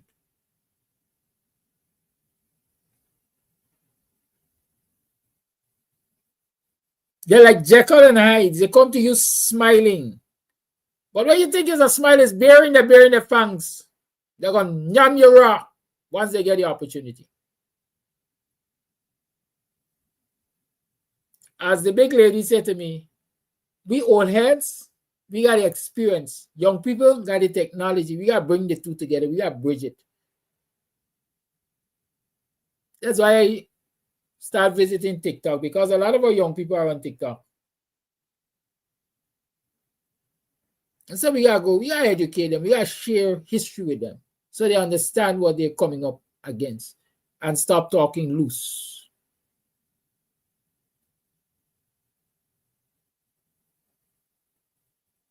And for those who saying to you,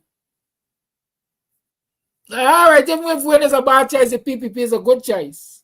Because the PPP blessing really got a contract and so on. Again,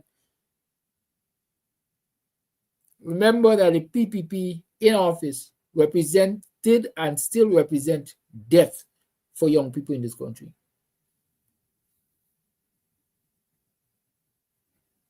I will never forget the name Johann C. Douglas. Never will I forget the name Johann C. Douglas.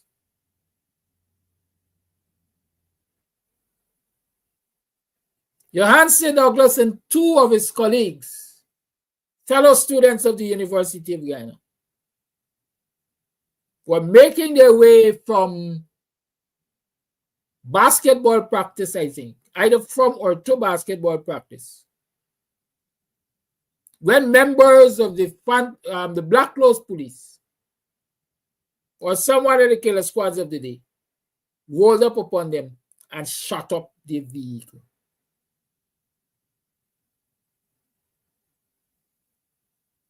Shot up the vehicle. Murdered that young student coming from the University of Guyana.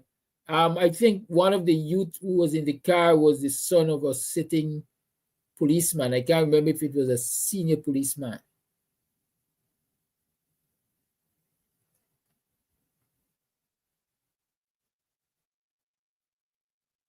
I don't know where that youngster is and where the others are right now.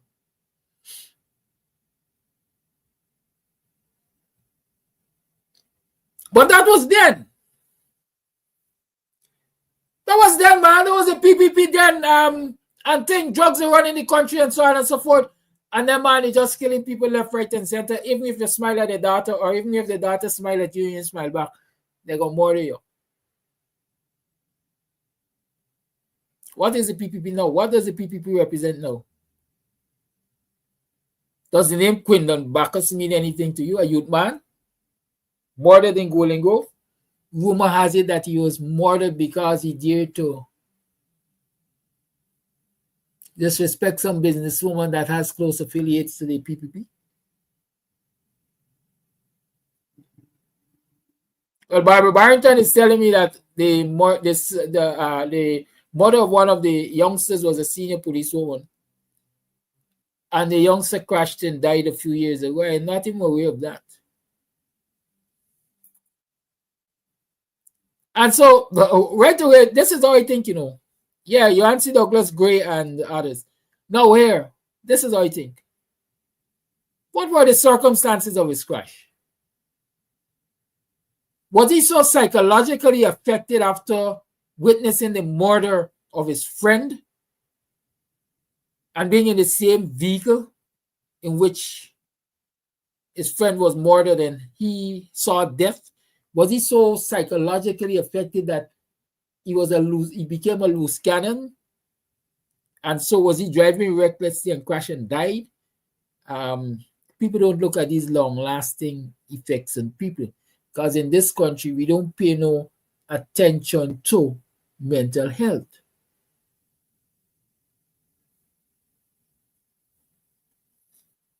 Tapping is asking me to let that ad go. I don't know which ad you're talking about. But we gaffing reasoning. This morning I ain't in no anger mood or reasoning. Y'all can't take me off my meddy. Right. So all right, those then. It is alleged that Yancey Douglas was murdered because he dared to big word is screw the daughter of a sitting minister. Y'all know the minister too. He dead and gone too. The dead buried the dead. Stinking dirty big belly man. I'm sure that daughter is alive. She must tell this story. She must repent, you know. She must go to purgatory. But they were killing youths back then. And they're killing youths now. Like I said, Quentin Bacchus. Quentin Bacchus was murdered. Allegations were made that he had gone, that he shoot at police. And when they do the gun that they presented that he had, the dirty girl, as them by the Scarlet, you gotta understand with a dirty girl. Wasn't even functional. I was when tapping say right to left. I wonder why. It wasn't even functional. But then they went to execute and murder or in Boston.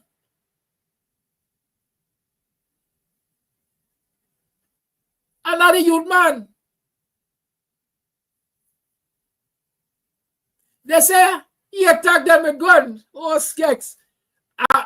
This mind of mine, you see this mind of mine, it's wicked. There's a lot of wickedness in his mind. It warped. Let me don't say wicked. It vain. This mind. They say he attacked them with gun.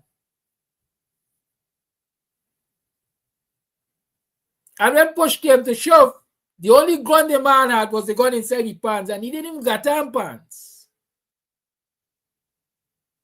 By only any Dragonaires. When the men kill the men, all that women is then not gonna have no fun. Because the only gun I got is the one inside my pants. That's what in Boston had. Another youth man murdered at the hands of the PPP.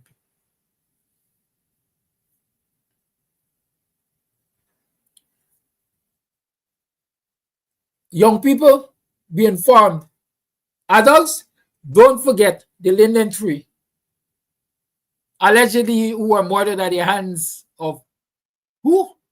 The current sitting, what? Commissioner of Police? Yeah, serious? Don't forget the linden tree. Who were murdered because the Londoners dared to protest against an imposition without representation. Allegedly, the instructions came from the Home Affairs Minister. Who was that? Was it Roy at the time? I think it was Roy at the time.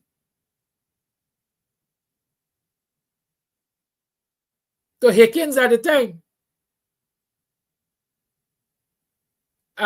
What was he? Divisional commander or something? I can't remember. Head of TSU or something? I can't remember. But it is alleged that the instructions came from the Home Affairs Minister to Hickins, who was on the ground, and it resulted in the murder of 3 Londoners.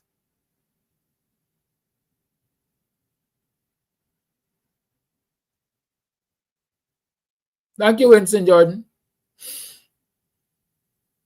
Winston Jordan is recommending that you check Kaicho News of February 18, 2018. From victim to victim, businessman Robson Gray is a special person. So Robson Gray was one of them that got shot up in that vehicle. Right? You know what I'm saying? Don't forget the linden tree, the PPP that died at the hands of the PPP, and allegedly the current commissioner of police. But the PPP has changed. When I say leopard has changed the spots or something like that,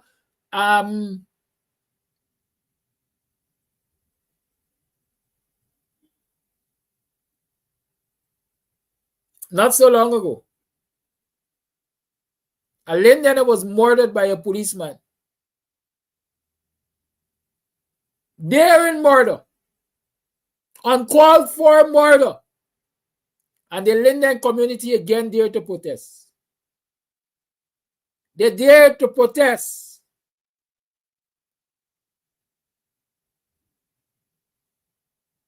And in the midst of their protest, another Lindener was murdered. Another Lindener, Fortuny, I think is his name, was murdered.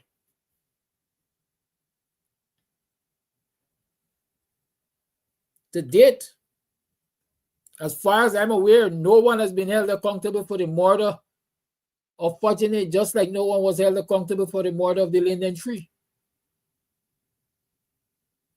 All happened under the hands of the PPP.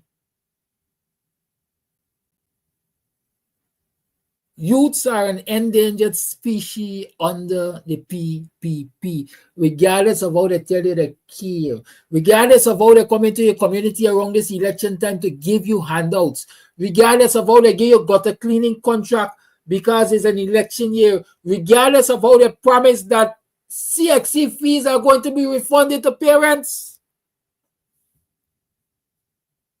The red for says the silly season when it comes to elections. CXC fees are going to be refunded to parents after you have vote for we in September. Regardless of how they come and tell you all of that, look at their track record and come to one conclusion. Youths are endangered under the PPP. And if you want the most glaring of evidence, let us go to Doubleday Hotel at Tushan or wherever it is and ask ourselves why up to this day there is no justice for that little 11-year-old girl named Adriana Young.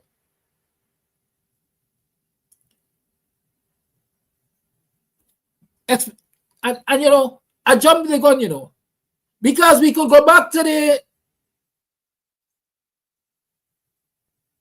homestead, the dormitory. How many young people died in there? To date, no one has been held accountable for the murder of those young people in the dormitory. As a matter of fact, this PPP government that a lot of people telling us are so good and nice and considerate and caring for young people, the Attorney General of that PPP government allegedly forced the hands of the parents of those children who were burnt to death in that dormitory to sign away their rights to accept a pittance as compensation for their murdered children, and to declare that that settlement was final and will never be challenged. Y'all remember that? But let me come forward, like I said to Adriana Young.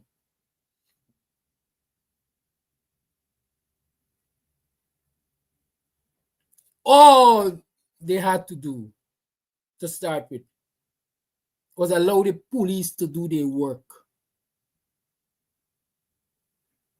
But when calls come from higher up in the PPP to tell the police stand down, and instead of searching the hotel and doing their work, protect the hotel and the owners of the hotel so nobody can go in and search and rescue little Adriana Young.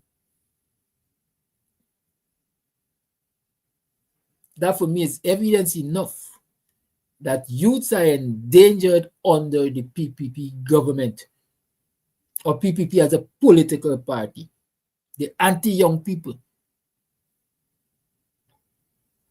Especially if you're young people of a particular ethnicity.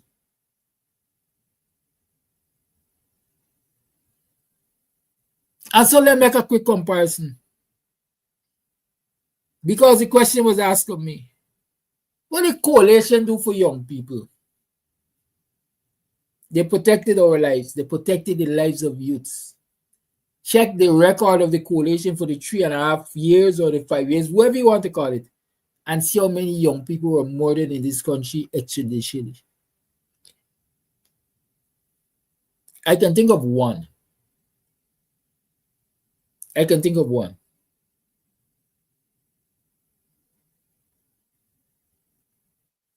Maybe there were others. But even if there were two, I mean, it's too many. But in no way do they add up to the numbers of our youths that have lost their lives extrajudicially under the PPP.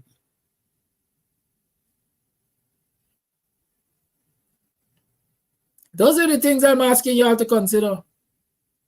You like Aubrey Norton as a you think Aubrey Norton is going to be a president? What worse than a finale Aubrey Norton can possibly do? What worse than the PPP in government can the coalition in government possibly do?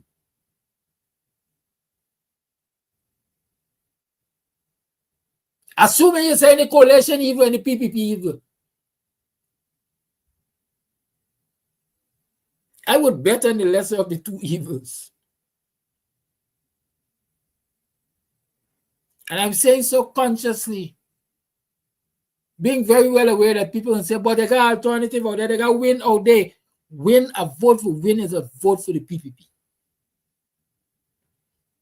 They got 15 other political parties out there because I think, if I remember, it's 16 or 19. I think 19 political party symbols were approved.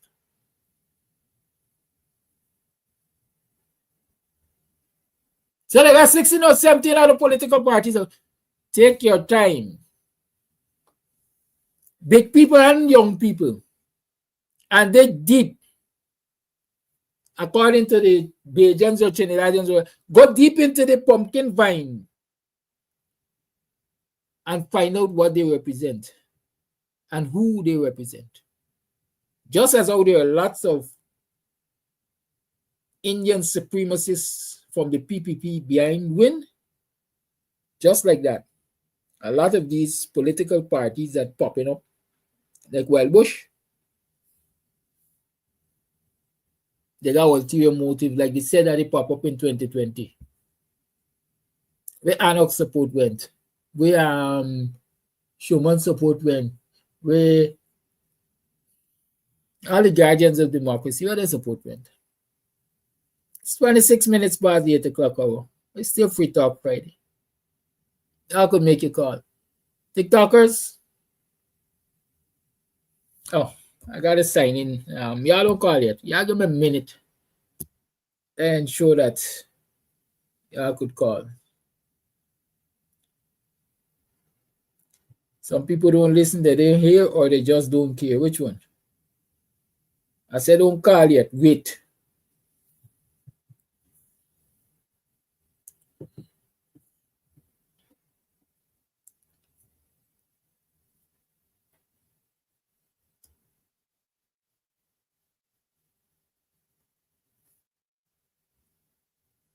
You can place your calls now. I'm ready to take them.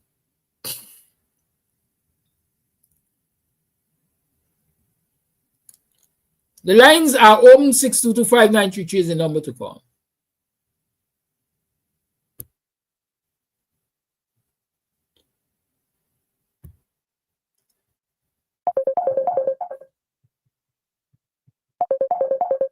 First up, a PPP defender. Let's take it. Caller, you on. Good morning.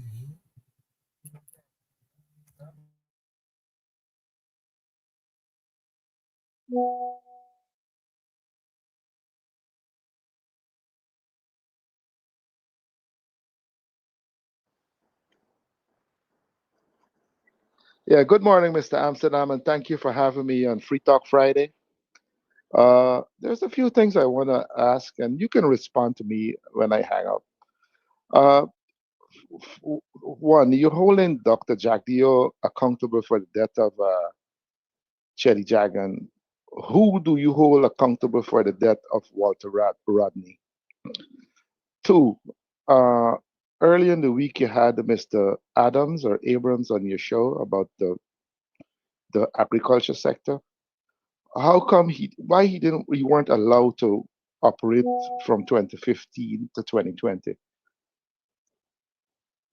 And Three, every time you bring up extrajudicial killing, I always remind you about the three Afro-Guyanese that was murdered on Ivlery on the seawall, where they had an IC witness and nothing never happened to it. Thank you so much for taking my call, and I'll hang up and listen to your response.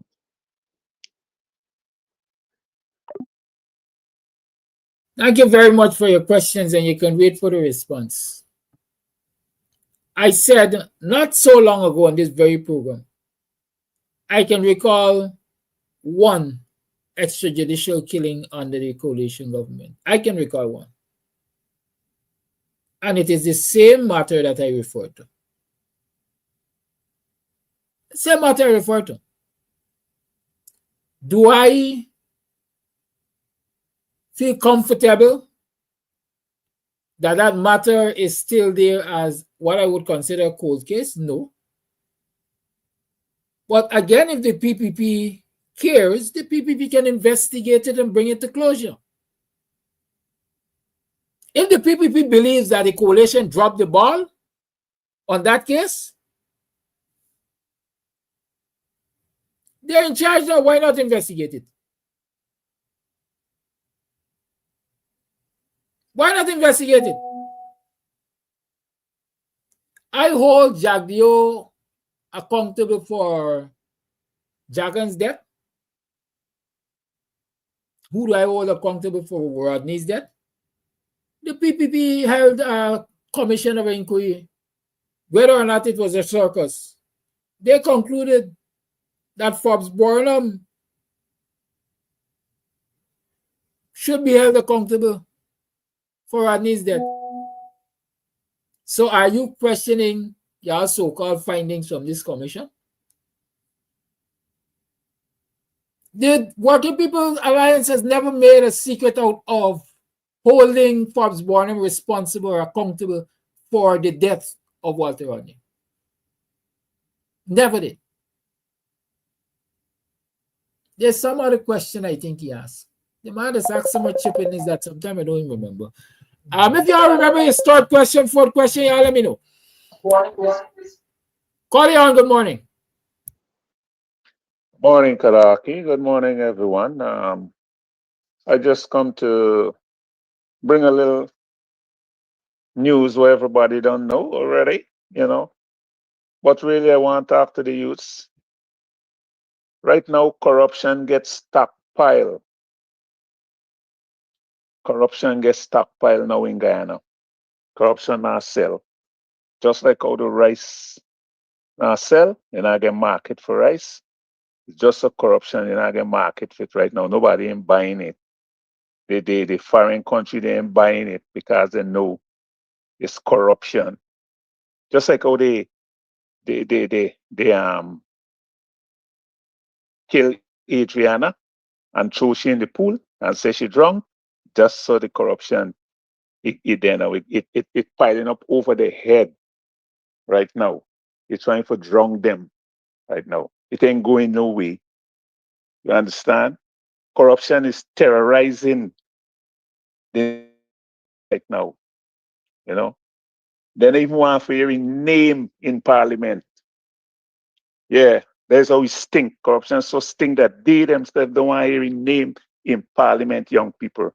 Young people know what is corruption. Corruption is thieving. And they would people say a liar is a thief and a thief is a murderer.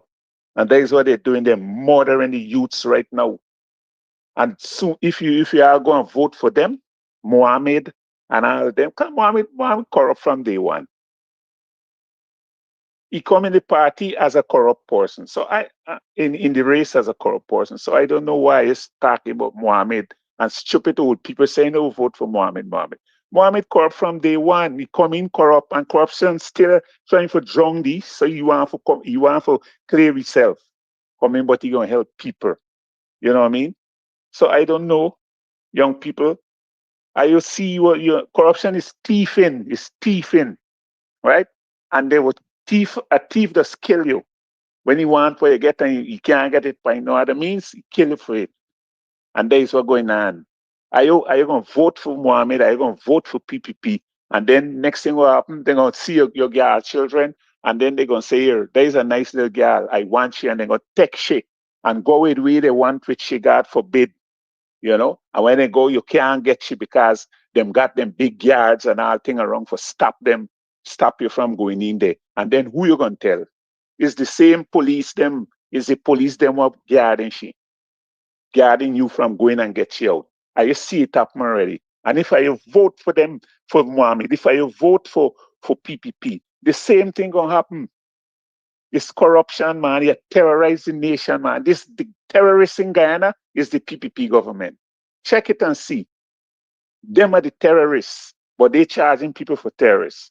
I tell you long ago that the PPP and Venezuela and Maduro, they got them a partner. Them a sell dope together, them a sell cocaine together, them a drug dealers here. Now they want to turn the thing wrong and put it on Mohammed. Well, you need to put it on Mohammed because Mohammed is the PPP and the PPP is Mohammed. All of them is one.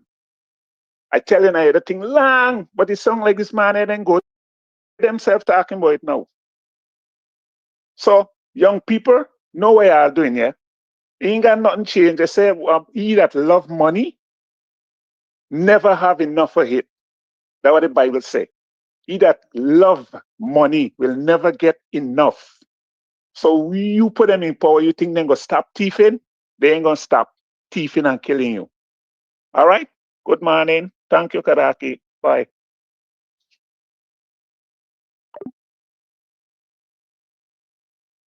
Thank you for that call. Thank you for the reminder.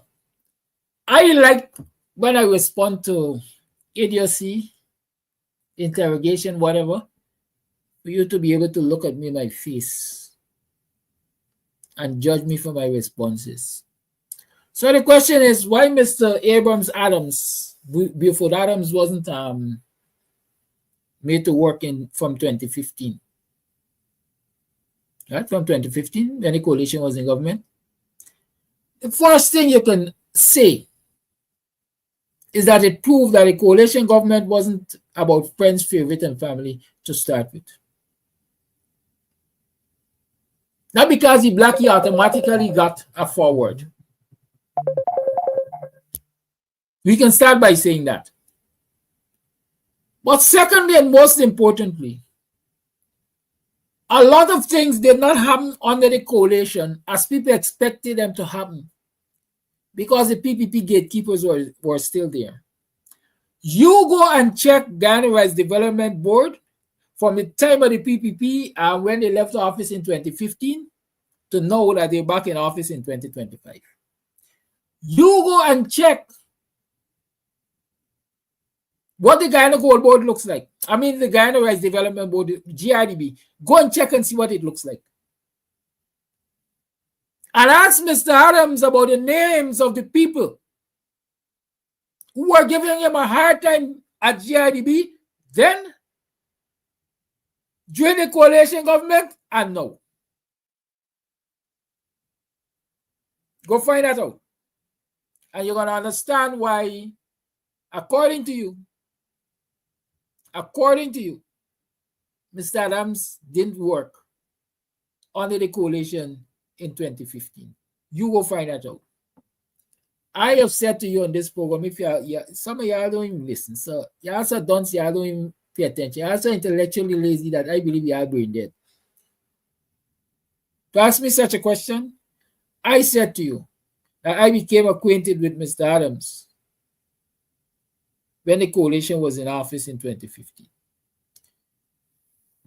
You interpret it for what you will. The lines remain open. 622-5933 is the number to call. I'm looking for voice note. Let's see one.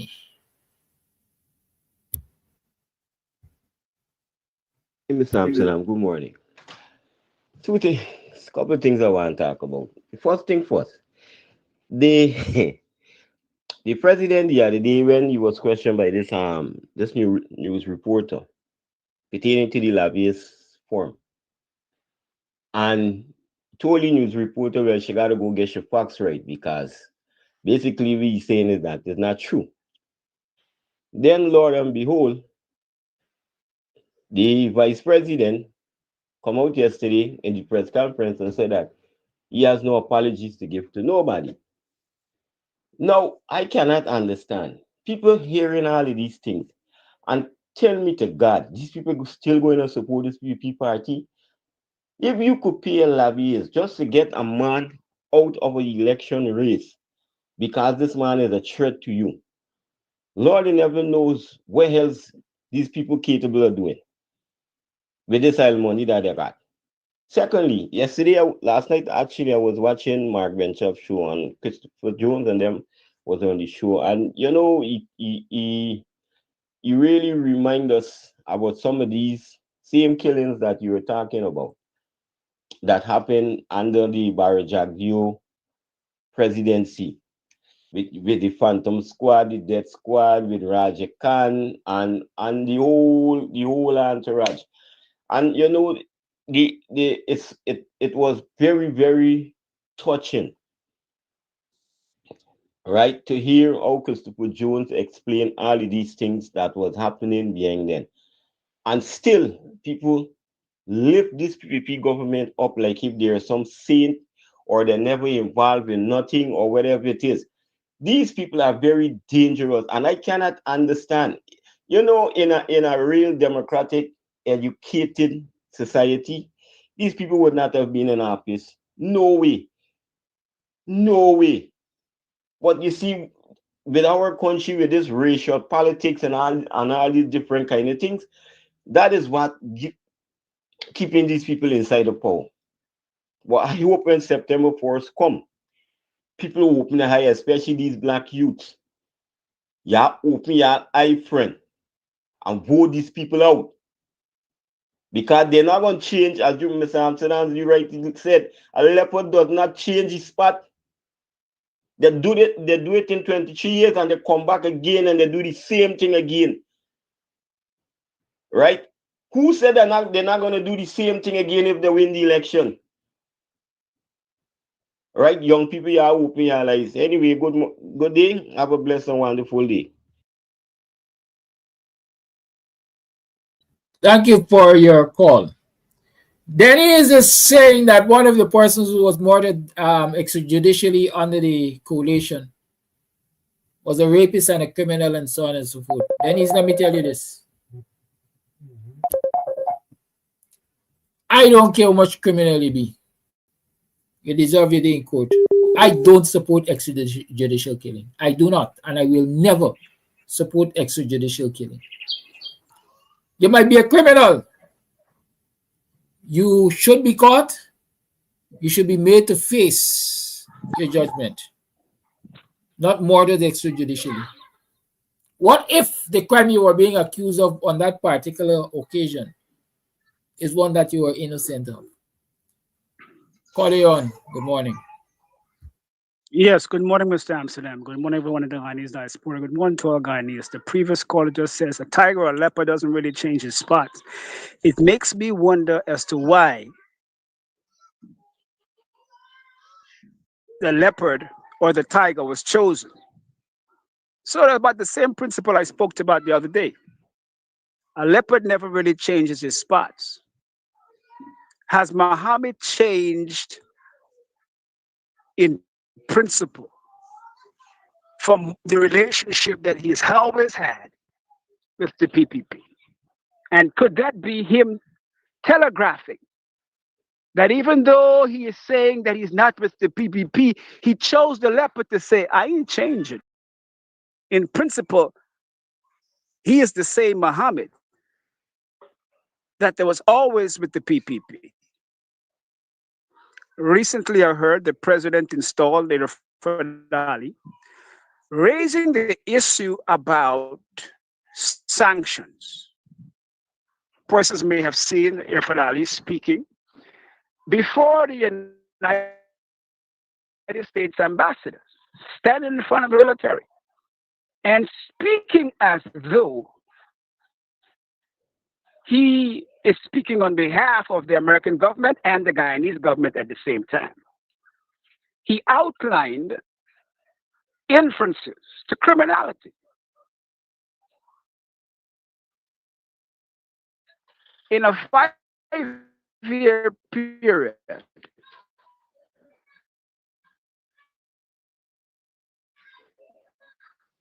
at least 50 million was avoided first happened in Guyana. So that's if you're going to be charged or it's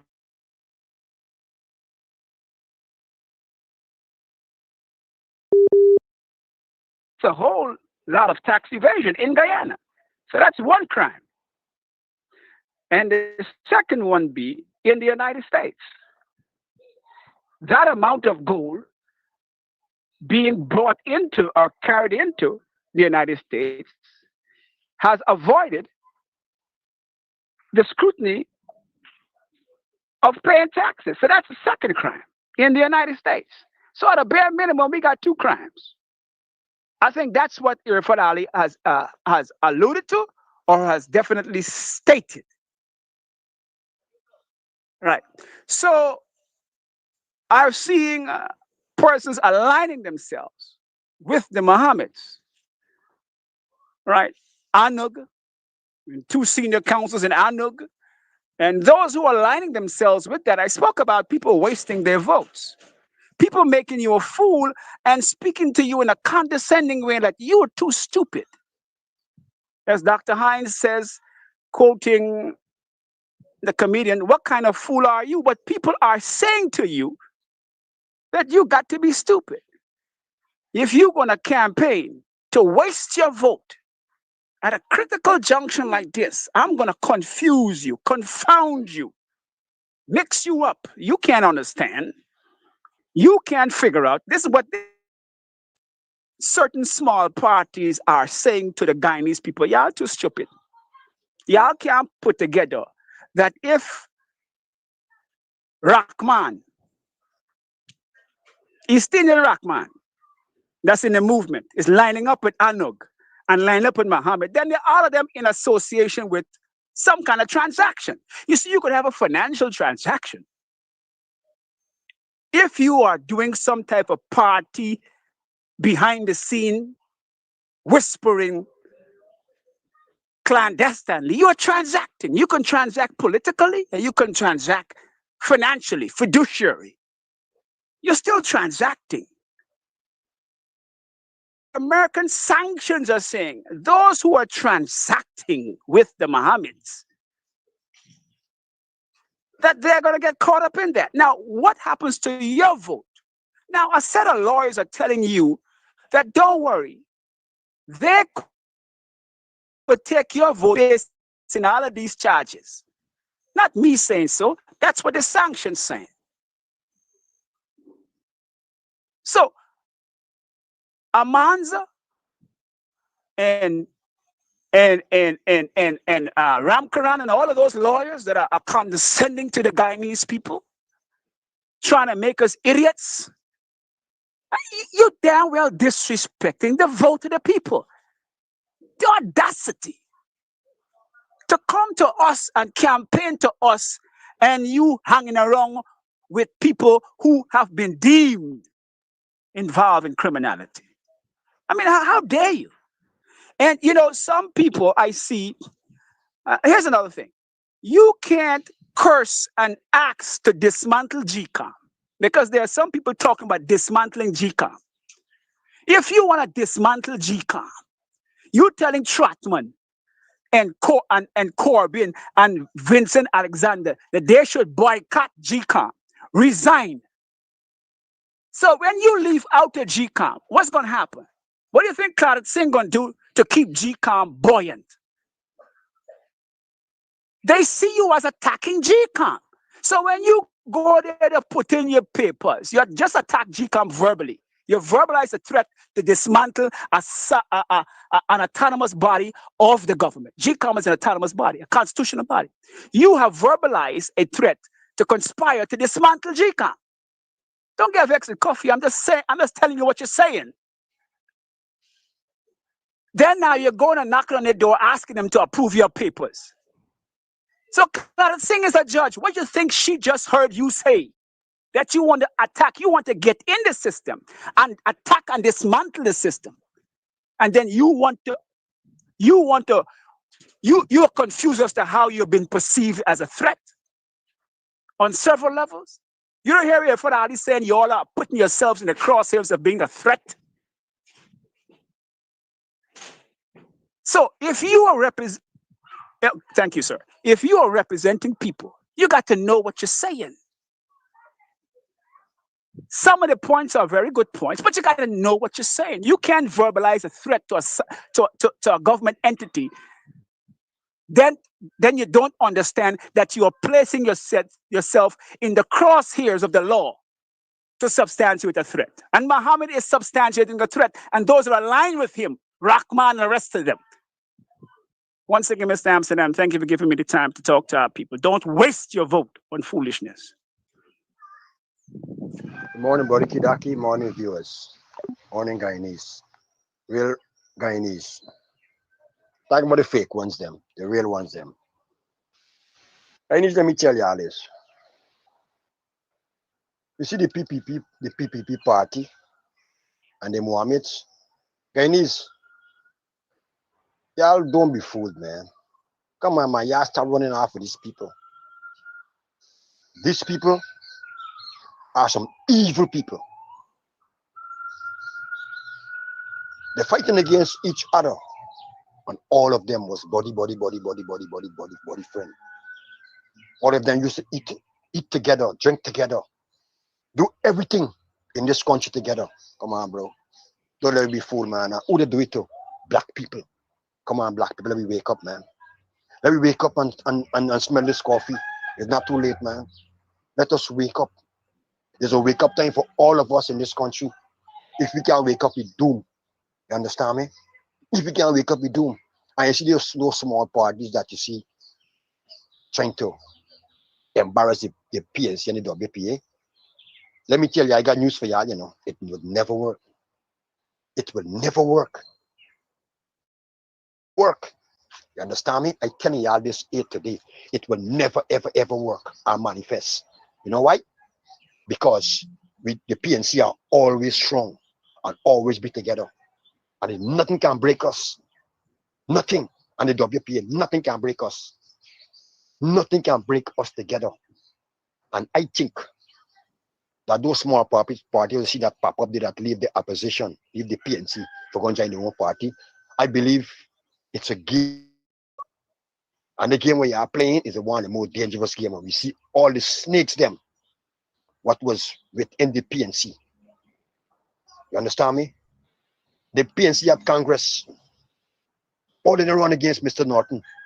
And watch them today. They leave the party, try to embarrass the PNC party, but y'all didn't embarrass the party, y'all embarrass yourself. When y'all going to see the crowd and see the different faces that Mr. Norton will have on his platform, y'all going to drunk yourself. You understand me? Y'all going to drunk yourself. You understand me?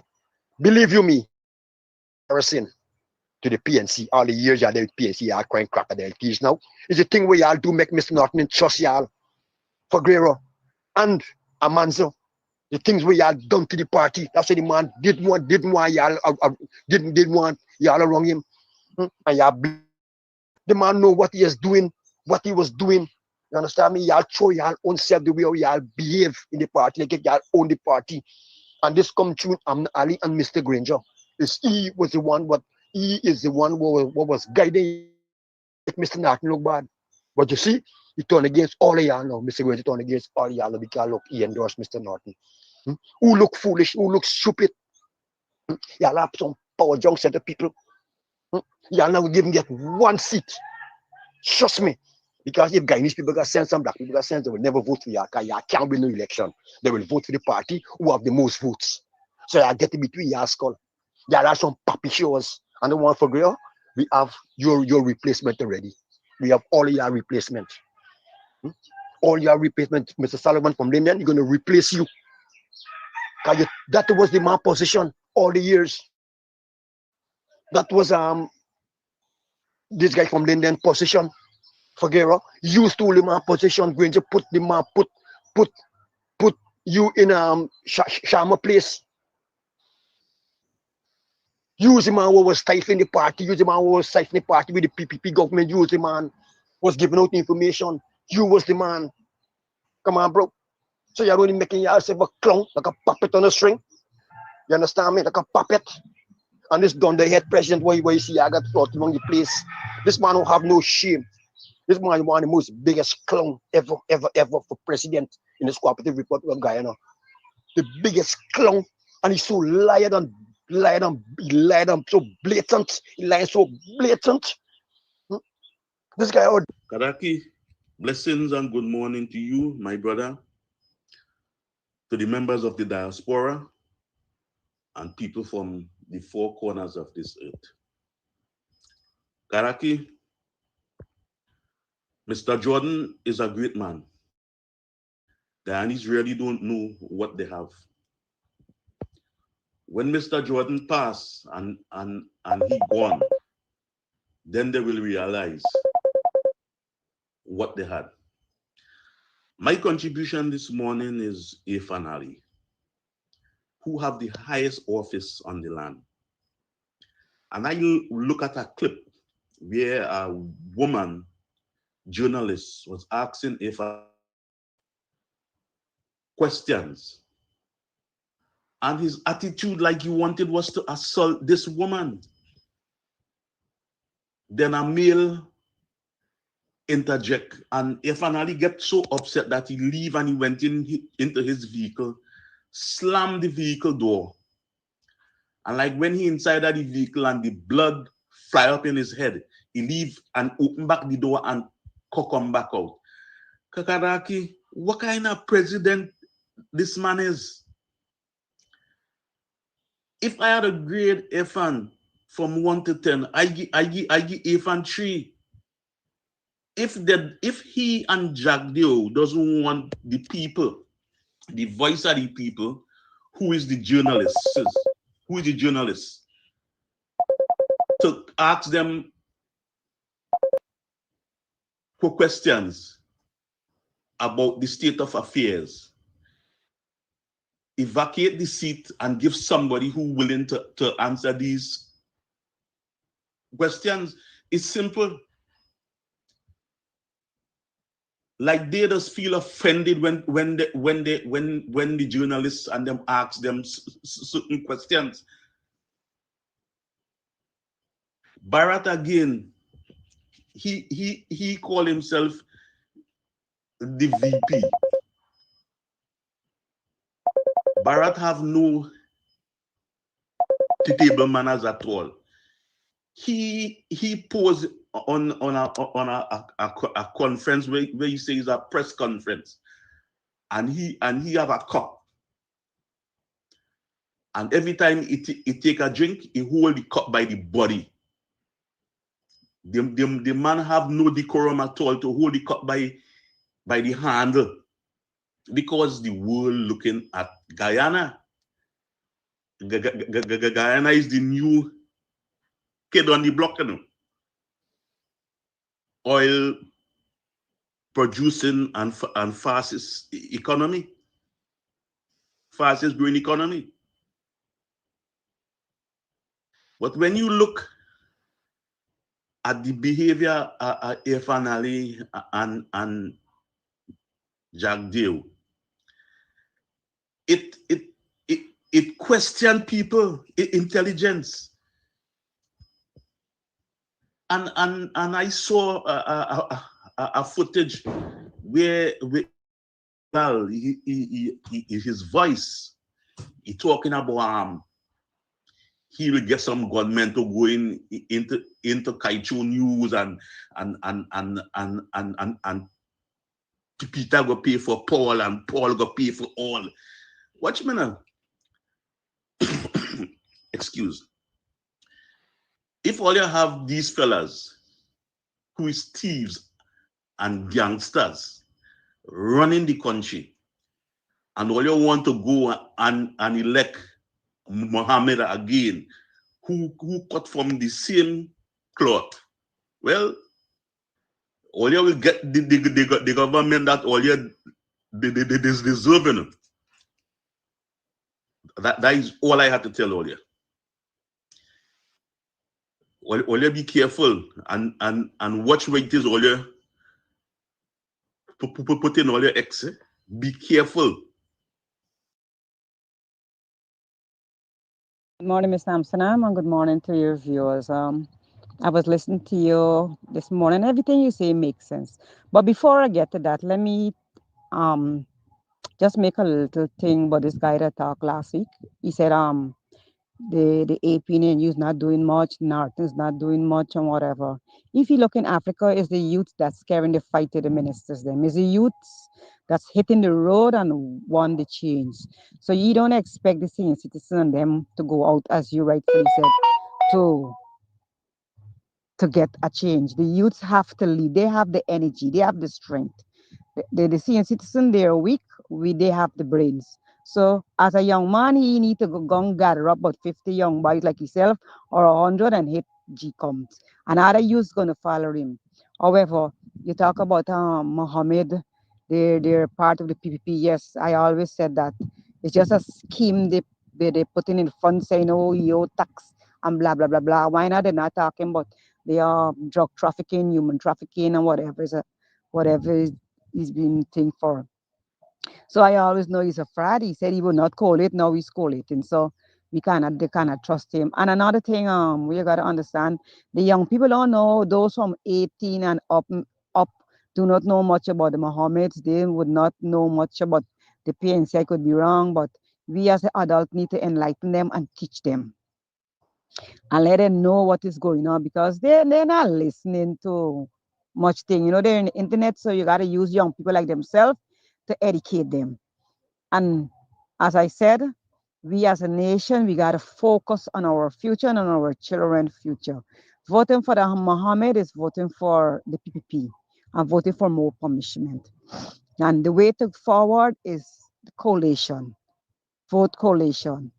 The BPA, APNU, that's the way to go. And the rest of the party that is coming along with us. So my people, just stay focused. And young people, don't worry with the glitz and glamour of Mohammed. Because when you check Mohammed is not talking nothing about the voters list, you know. And the thing has been bothering me. Why is he not commenting about the voters list? Why he's not carrying out his people to protest against the voters list, but he's not doing it. So that alone tell you that he don't care. He's with PPP and he doing all he means to get him in back. As long they're in, he's in. And that is it. So my people focus, vote for APNU, WPA, and the coalition. That's the way forward. Mr. Kadaki, good morning. My take this morning is, let me say this clear to my Guyanese brothers and sisters, especially the African Guyanese. Let me say this. Mr. Mohammed, I do not support Mr. Mohammed simply because the writing is big on the wall. And those who cannot read, I think they should spell. That man was a big supporter of the PPP government to do our boy children and our black people a lot of things in this country. And you know what? When you look at this individual, you could see straight through him. All he is interested in is to get back the things that is business running again in this country and whatever. After that, you people are nothing unless you go and bow as you have to do or beg and you would get handout and you would get money or whatever it is. Do you people think that man is going to look out for y'all to give y'all the best thing or whatever it is? No, my friends. No, my friends. You're making a big mistake. So put your vote and sit and cry when you see where your vote went and why you think. You see what happening with Trump and then all who vote for him. It's gonna happen to y'all. It's gonna happen to enough of y'all in Guyana here. Because you know what? People do not remember history. Black people especially, they forget very fast. And that is their problem. Okay? That is our problem. The man's money is not y'all money. Y'all see the man got money, and to get the money, I want you to know you have to beg for it. If you people intend to live a life of, of begging and waiting for handouts, vote for Mohammed. I telling you, vote for him, and let's watch the ride. Bye.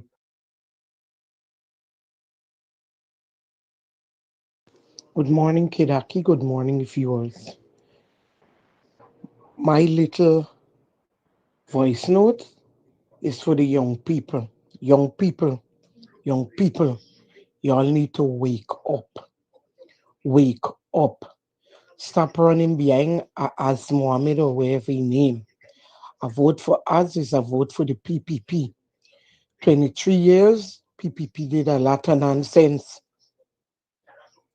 They return in 2020 and they do worst.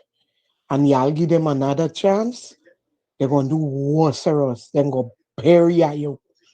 Then go bury you under the ground, under the sea. Long live APNU. Focus on who you are voting for. Focus. Focus. Long live APNU and Aubrey C. Norton.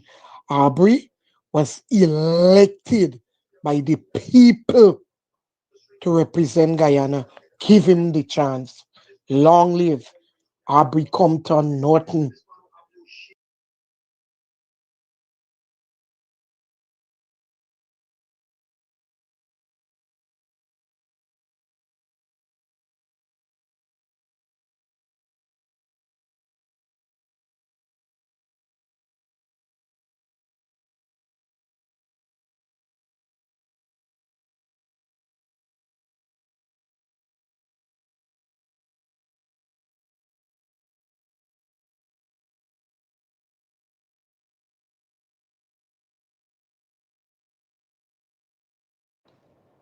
Good morning, Kadaki.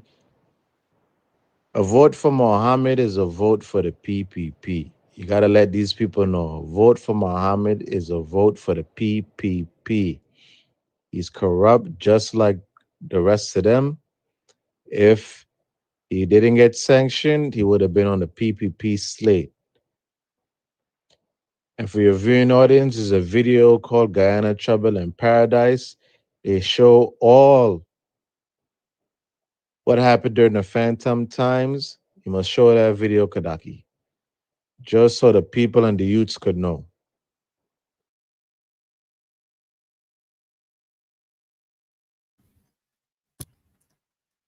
Okay, it's now 6 minutes past the 9 o'clock. Oh, it's Friday. I know there are some other voice notes. Unfortunately, I wouldn't be able to play them because I have a lot to do. Thank you for your support. Thank you for your contributions. I know Flash is teaming. Flash say like I ain't taking the car where I keep rejecting his call and so on. Y'all gotta remember, if a voice note is being played, I won't take a call. Okay? If a voice note is being played, I won't take a call. And if I'm in the middle of explaining something, I won't take a call. And so me taking your calls is dependent on when you call. It's not that I don't want to hear you talk. It's not that I don't want your contributions. It is just that it's all about timings.